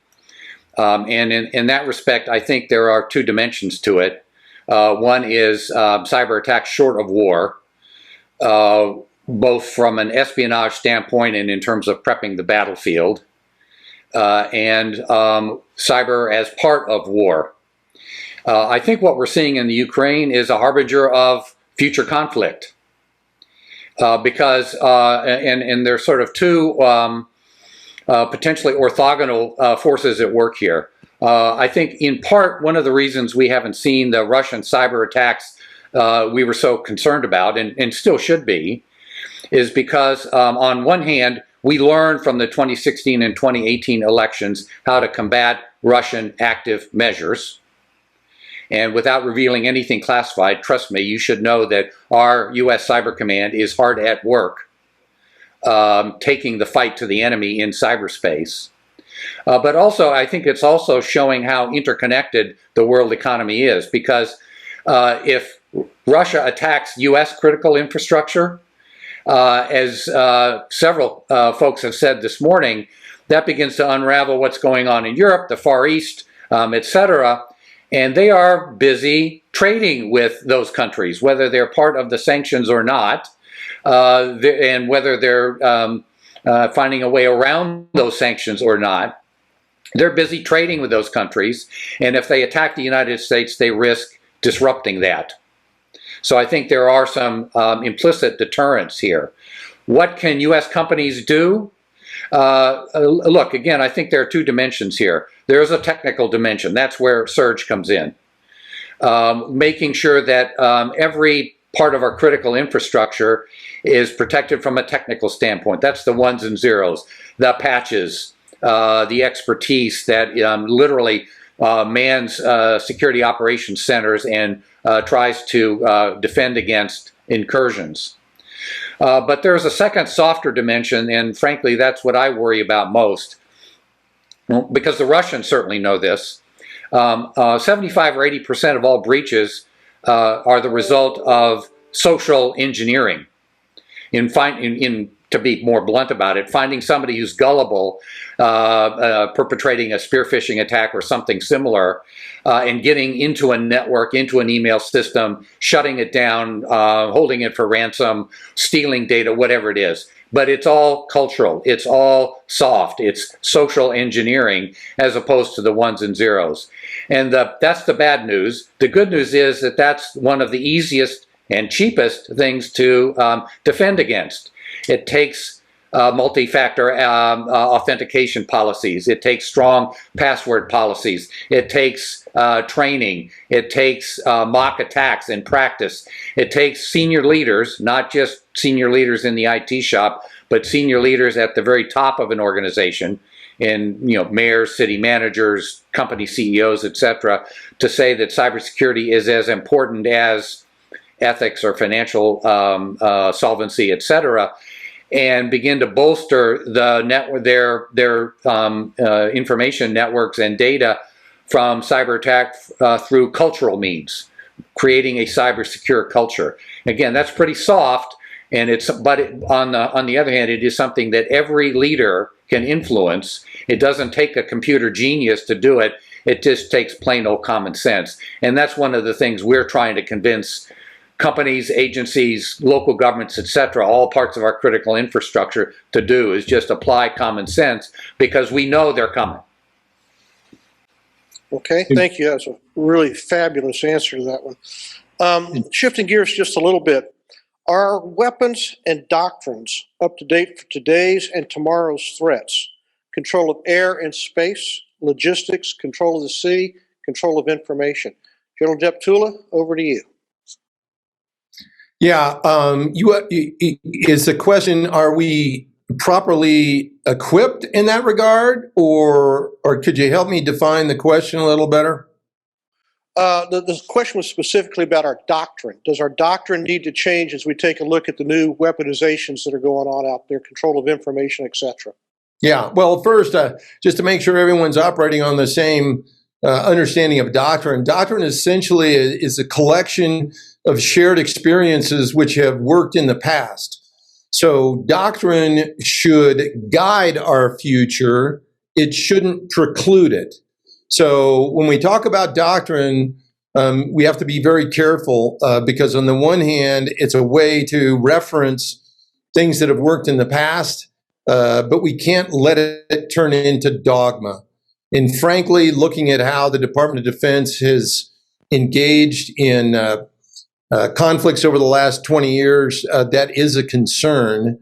And so we have to be adaptable to incorporate new capabilities like cyber operations, like hypersonics, like remotely piloted aircraft, now autonomous aircraft, where We're using them in partnership with manned vehicles. These are all areas that the Department of Defense does not have a lot of experience in. So why Doctrine is important to help us guide the future, like I said before, we need to capitalize on these new capabilities that yield perhaps new concepts of operation, such as swarming. You've heard a lot about swarming techniques using a multitude of small UAVs, but in ways that can frankly overwhelm a particular piece of the battle space. So it's a balance. And so I'm not going to tell you that we need to change our doctrine. What I would tell you is we need to use our doctrine cautiously and make sure that it doesn't preclude the application of innovative new capabilities or concepts that are enabled by new technologies. Okay, thank you. And Luke, your thoughts on this subject? Serge, did you have a point you wanted to make? Go ahead. Feel free to jump in. thanks, Luke. I just wanted to go back to something that Ron was saying and General. You were both touching on the doctrine and the processes we're using and those soft targets. And I think that's a gap that we've identified and we're trying quickly to cover. And that is all of the systems that are integrated into our solutions. And we saw it a few years ago, Kaspersky being a great example. Hey, there's an antivirus solution. Let's put it out there. They sell it. They come into the market. They have some great market penetration. And then somebody says, "Oh, wait a minute. Could be a collection tool used by the Russians in times of need, or an offensive weapon used if they so choose. So maybe we should be careful about it." And that was DoD and some people pulling back from using Kaspersky. But we're finding all of the different connections there. So to Ron's point, when you look at hardening your systems and not clicking on that fish, not clicking on that link, and then you suddenly realize that you've outsourced all of your application development or IT support to some vendor, do they have the same controls in place? Because we're definitely seeing, my go-to example is the Russians putting boots on the ground to get into Tesla's battery factory in 2020. And the guy comes into the country and offers employee of Tesla up to $500,000 to go assist with an intrusion. And so it just takes that one weakest link that's willing to take that money and give that chink in the armor that then people can get into. So when your question to General Deptulu, when you start looking at, are we covered from an air and space perspective? I think the military's gotten bitten by some gaps over the years. We had the drone that was stolen with some GPS spoofing or whatever the story was behind that. So there's that shoring up of, okay, let's make sure we don't do that again. Let's protect against it. But we do have that ongoing challenge of all of the systems that have to integrate together.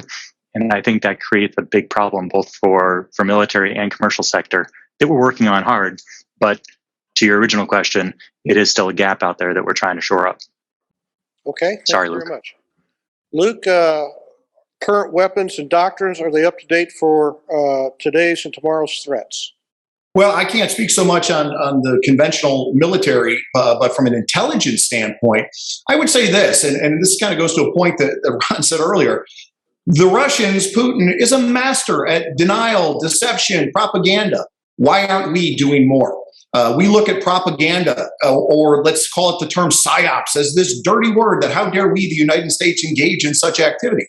Well, it's more strategic communication. We've really let someone like Putin say that there's women, children, Russian citizens in Ukraine that are being, going through a genocide like Nazis. And we don't have a strong, whether that's on social media or some other way that we're pushing out a counter message to drown out that to whether that be Russian citizens or whoever else is listening.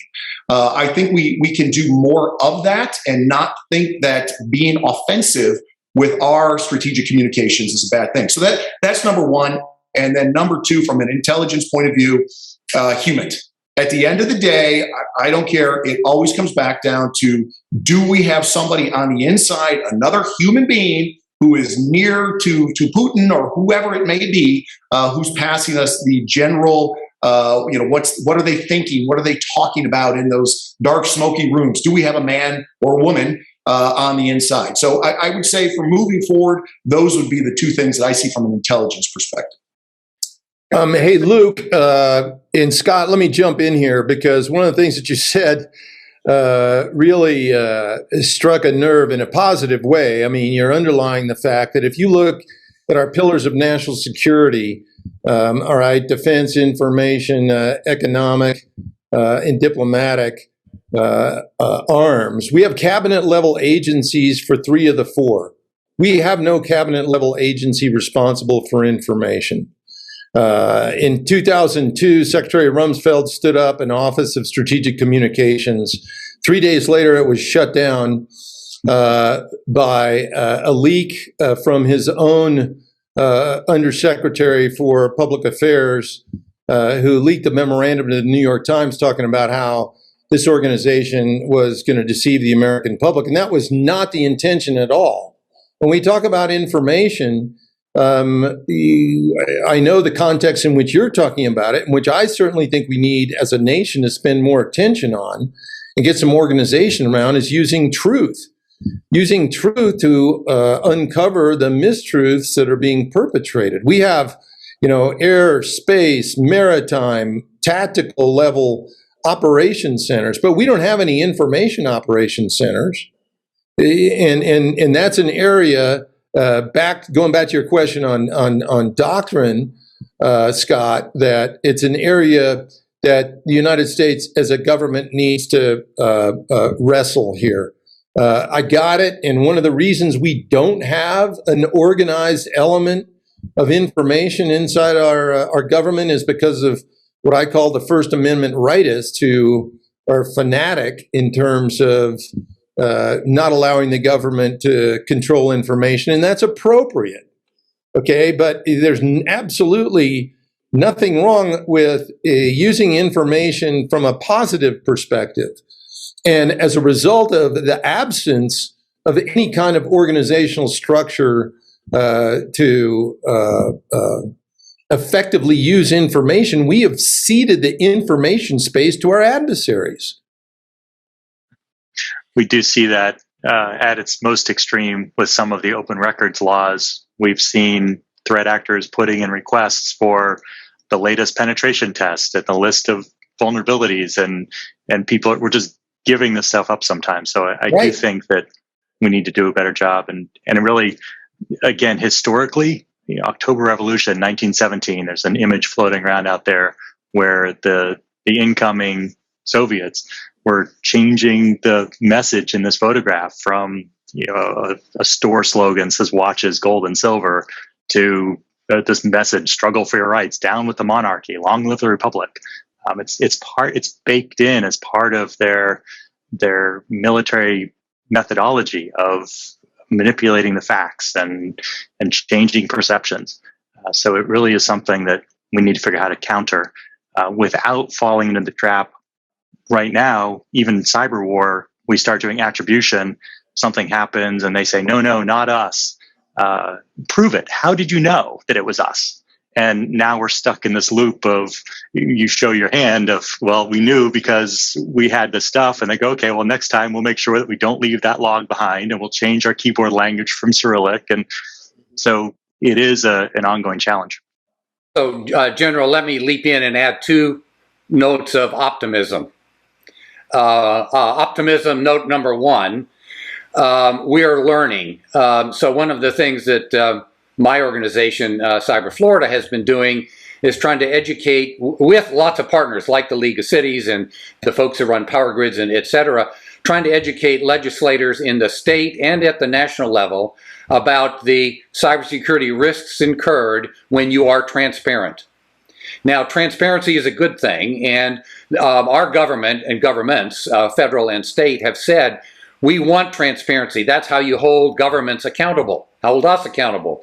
But there are cybersecurity risks that come with it.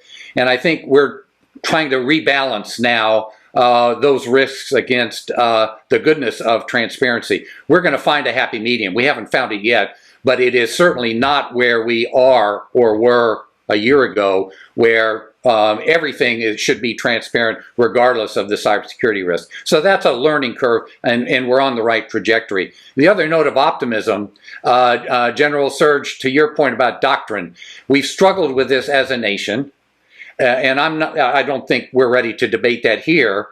Do we or do we not have a information operations department or agency whose purpose it is to tell the truth?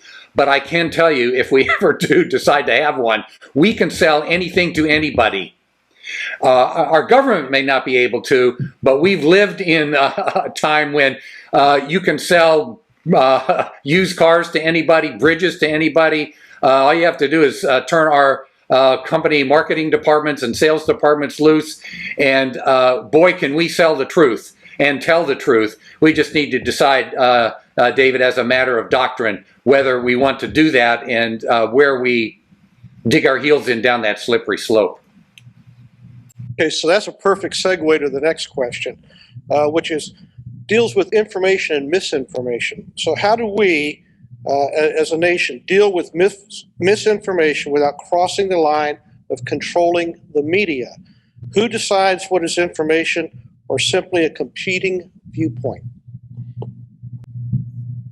I'm going to take advantage of the fact that I ended up with the mic to at least provide first response here, because I think one of the answers, it may not be the only answer, but one of the answers is an educated citizenry who realizes that not everything you read on the internet is true. I like to quip to my students that I grew up in an age where we looked at TV ads with a grain of salt. We wrinkled our nose. We saw and still see ads, particularly in the state of Florida when it's election season, that are laughable in the points they try to make. And I think we've all, at least my generation, has come to realize that stuff ain't true. They're just trying to sell us something. I don't care whether it's a box of soap or a politician. They're just trying to sell us something. So we have our shields are up. I'm not sure our youth are as aware because, again, they've grown up as digital natives. That's a good thing, but they tend to take what's on the internet for granted. And I think one of the ways to strike a balance between transparency on one hand and PSYOPs, information ops, the truth-telling on the other, is for our own citizens to teach them how to be discerning, good cyber citizens, how to extract truth from fiction, to separate wheat from chaff. There is mis, there is dis, and I've learned a new term of late, malinformation. Altogether, it's just lies, and whether they're intentional or inadvertent, the more we can teach our kids and our adults to look at that with a grain of salt, to do their own research, to do their own due diligence, to get to the nub of the matter, because it's there on the web as well, then the better off we're going to be. And then we don't have to wrestle with that knotty question of, do we have a ministry of propaganda? Okay. Any other panelists want to jump in on that one? Yeah, I think the points that Ron made are very good, particularly on the education piece. But we could have a whole entire panel on the decline in the. Well, I won't say decline. Let me be neutral here. In the status of our national education system and what needs to be taught so that we have an educated populace.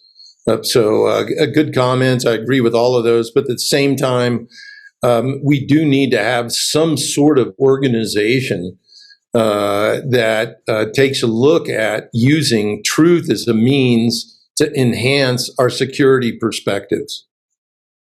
Okay. I think it is the hearts and minds attacks that the Russians have shown that they're good at for so many years. And if they can sway public opinion so that we as a country, as a culture, don't care and we're willing to look the other way, and just being prepared for that, because they certainly did a really good job in responding, as we were responding to the attacks in 2014, 15, 16 against county governments and election systems and voting rolls and inner city registrations and all of these things, where the Russians were just doing a phenomenal job of data collection, information collection. We see that same technique used by the Chinese to collect intel and information against us and then figure out how to use it.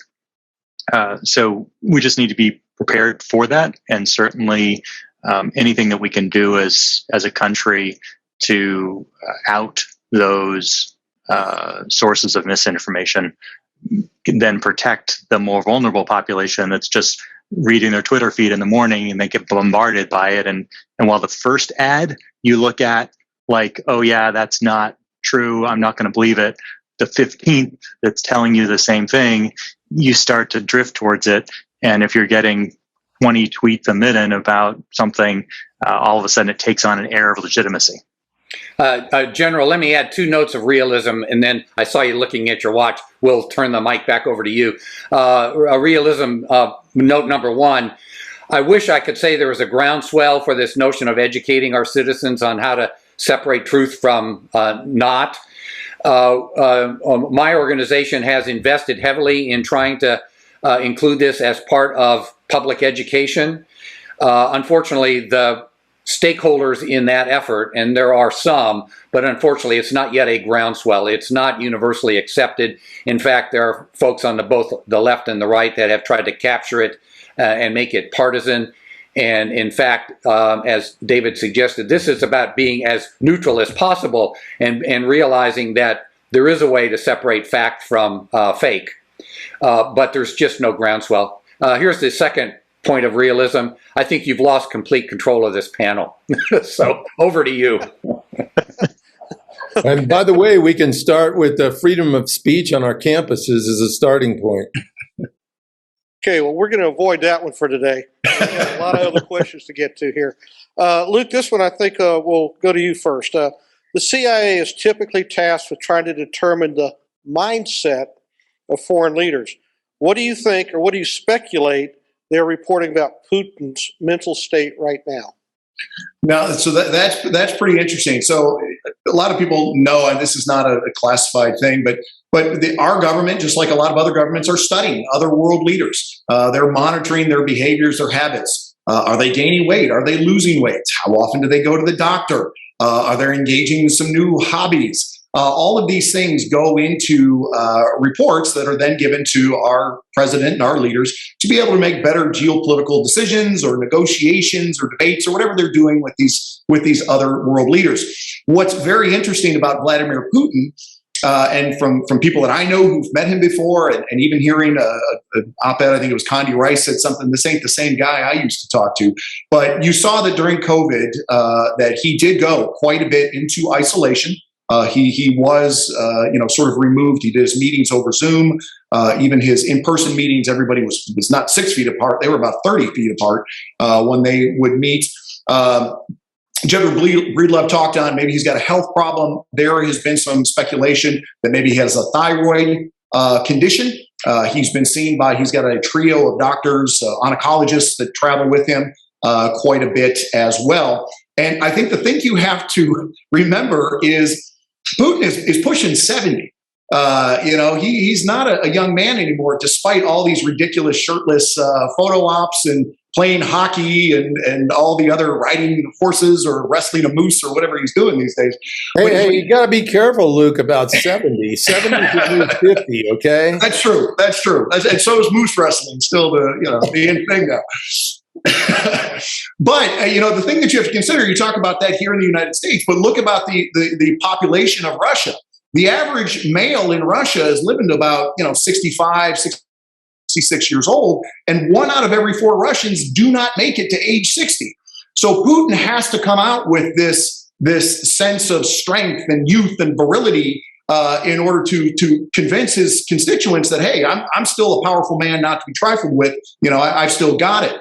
But I think the most interesting thing about Putin's mindset And anybody out there, if you haven't seen it already, just go to YouTube and you can Google it. But about 3 days before the invasion, Putin called together his cabinet, his National Security Council, had them sitting in a room. And it was very reminiscent of the old Saddam Hussein video when Saddam called in all of his cabinet members. But you had Putin at the front of the room, and you had all of his cabinet members kind of like 50 feet back in little single chairs with nothing in front of them. And one by one, he made them come up and give their perspective on what they should do, whether or not that Donbass region should be its own region or any of these things. And it's funny. It was his head of his intelligence unit for the SVR, which is the external civilian intel section, and it was Sergei Narishkin.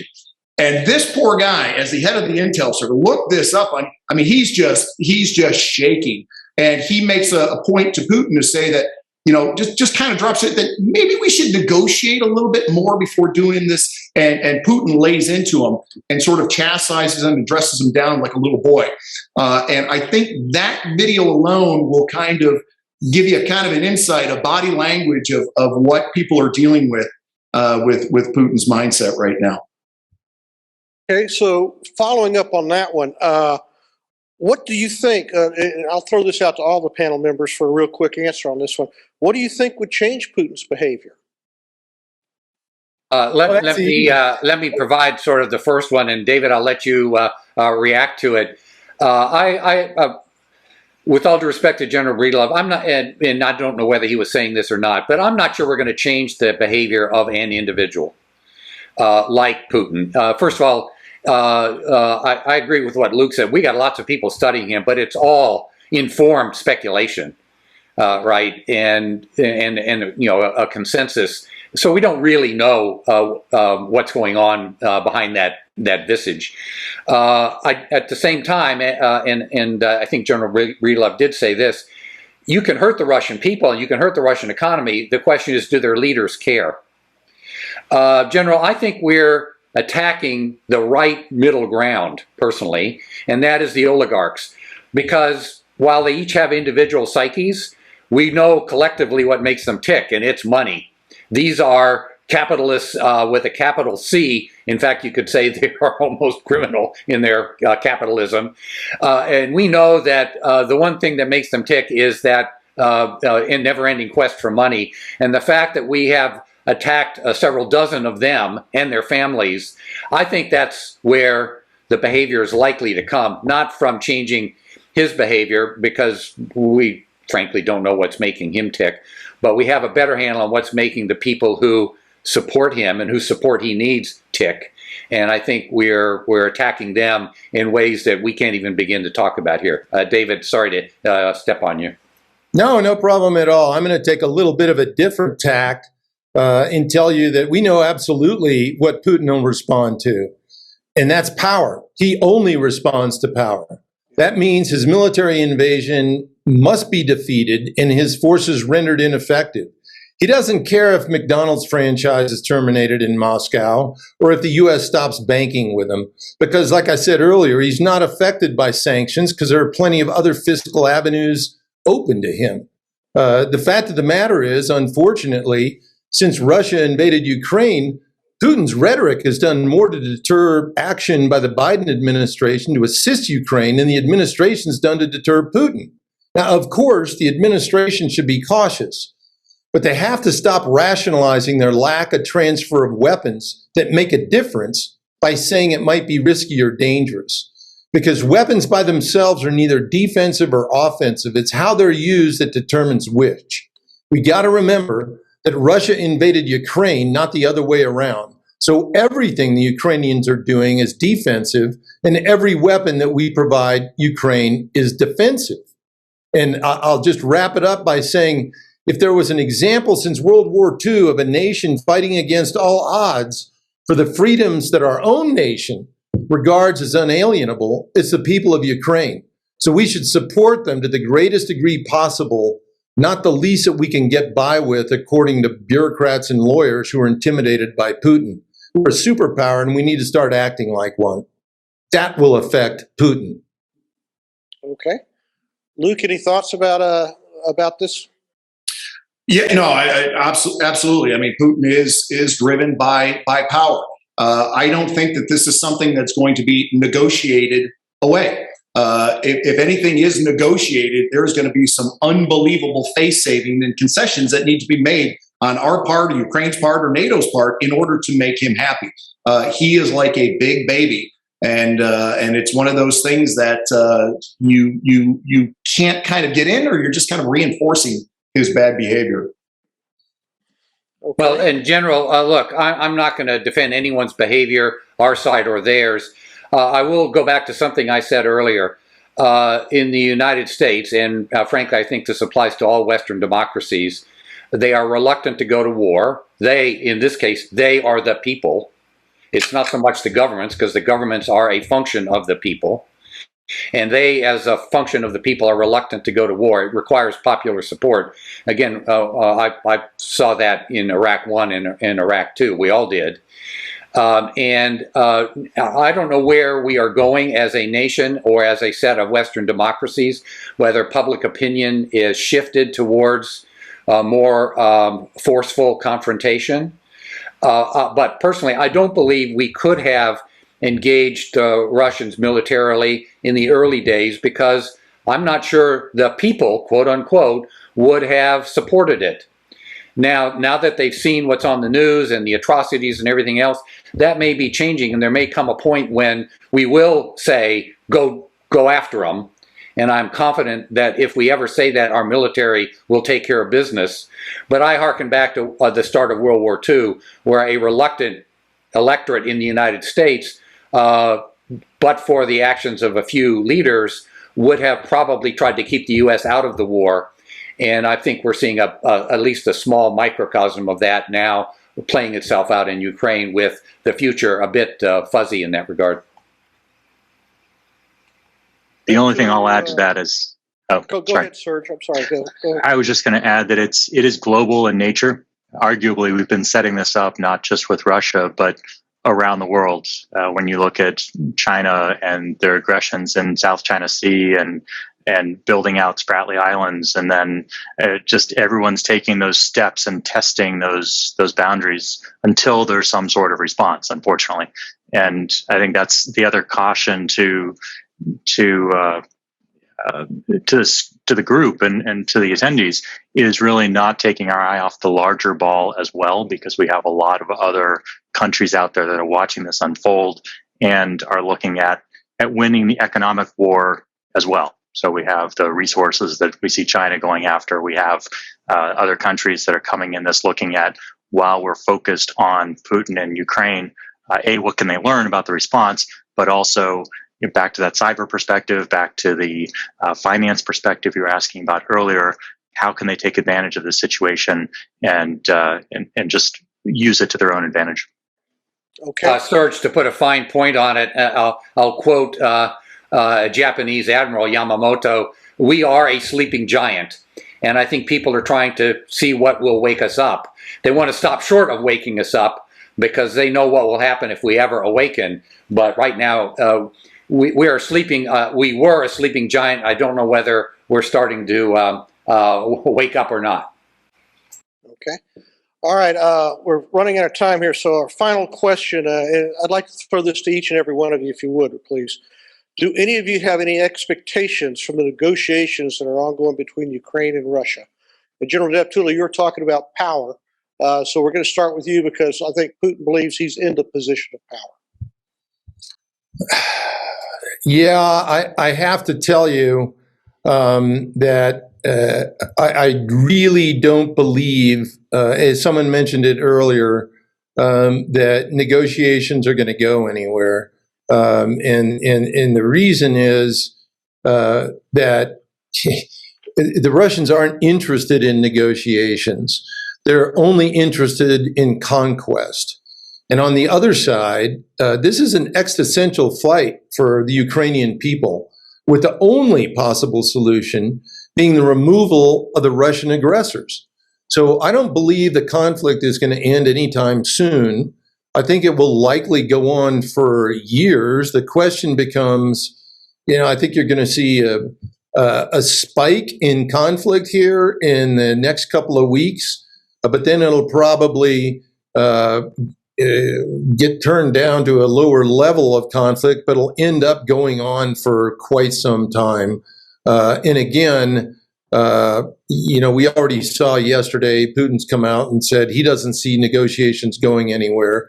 I'm kind of surprised that he's playing his hand that candidly, as opposed to just continuing ad infinitum. But again, they're not interested in negotiations. As long as Putin's in charge, they're only interested in conquest. Okay. Serge? I'm going to agree with the general. I don't see the negotiations really going anywhere. And if anything, we'll probably see some cyber actions as a distraction and get us focusing on internal issues, and then hopefully dilute whatever's going on in Ukraine when everyone's worried about U.S. impact. Okay, thank you. Dr. Sanders? Unfortunately, I'm going to agree with everyone else. I think negotiations are probably more for show than for go. I do think we are in for a long war. I think, though, I have hope and confidence in the Ukrainian people. They're going to bleed the blankety blank Russians dry. This is going to look like Afghanistan in the 80s. Russians are going to leave with a face-saving solution. Maybe it's Donbass, maybe it's something else. But they're going to leave with their tail between their legs because at the end of the day, the Ukrainians are going to mount an insurgency that will put the Mujahideen to shame, I think, supplied in part by the U.S. and the combined might of the Western democracies. And that's going to, on one hand, make negotiations less fruitful, but at the other hand, on the other hand, I think ultimately lead to a Russian withdrawal, face-saving, Pyrrhic, you name it. But it's ultimately they're gonna retreat. And Luke, finally, from an intelligence standpoint, your thoughts? Well, again, I will, just because from an intelligence standpoint, and intelligence is far more of an art than a science, I will, even though I agree with everyone on the panel, I'll disagree just for the sake of disagreement and say that maybe there's a possibility. May 9th was the victory day for World War II for the Russians. Maybe there'll be some face-saving way that Putin declares victory on May 9th. I think that's a Hail Mary and a half, but we'll throw it out there. But what it could also be a genuine reality. It may not happen anytime soon, but I think what this is going to lead to, Putin's sort of isolationism and how he treats his surrounding people, I think you're going to have a lot of people starting to turn on Vladimir Putin. They're going to start. It's going to be a holiday for the CIA and other intel services because you're going to have a lot of top people now who are willing, for the sake of their families and their futures, to maybe spill the beans a little bit on Vladimir. So who knows? Maybe it crumbles from the inside. I think that would be a nice best case scenario. But I think it's a long shot. Well, thank you very much, gentlemen. I'd like to thank each and every one of you for your experiences, your intellect, your insights, and sharing this fast-paced hour and a half as we talked about this very, very timely topic, to say the least.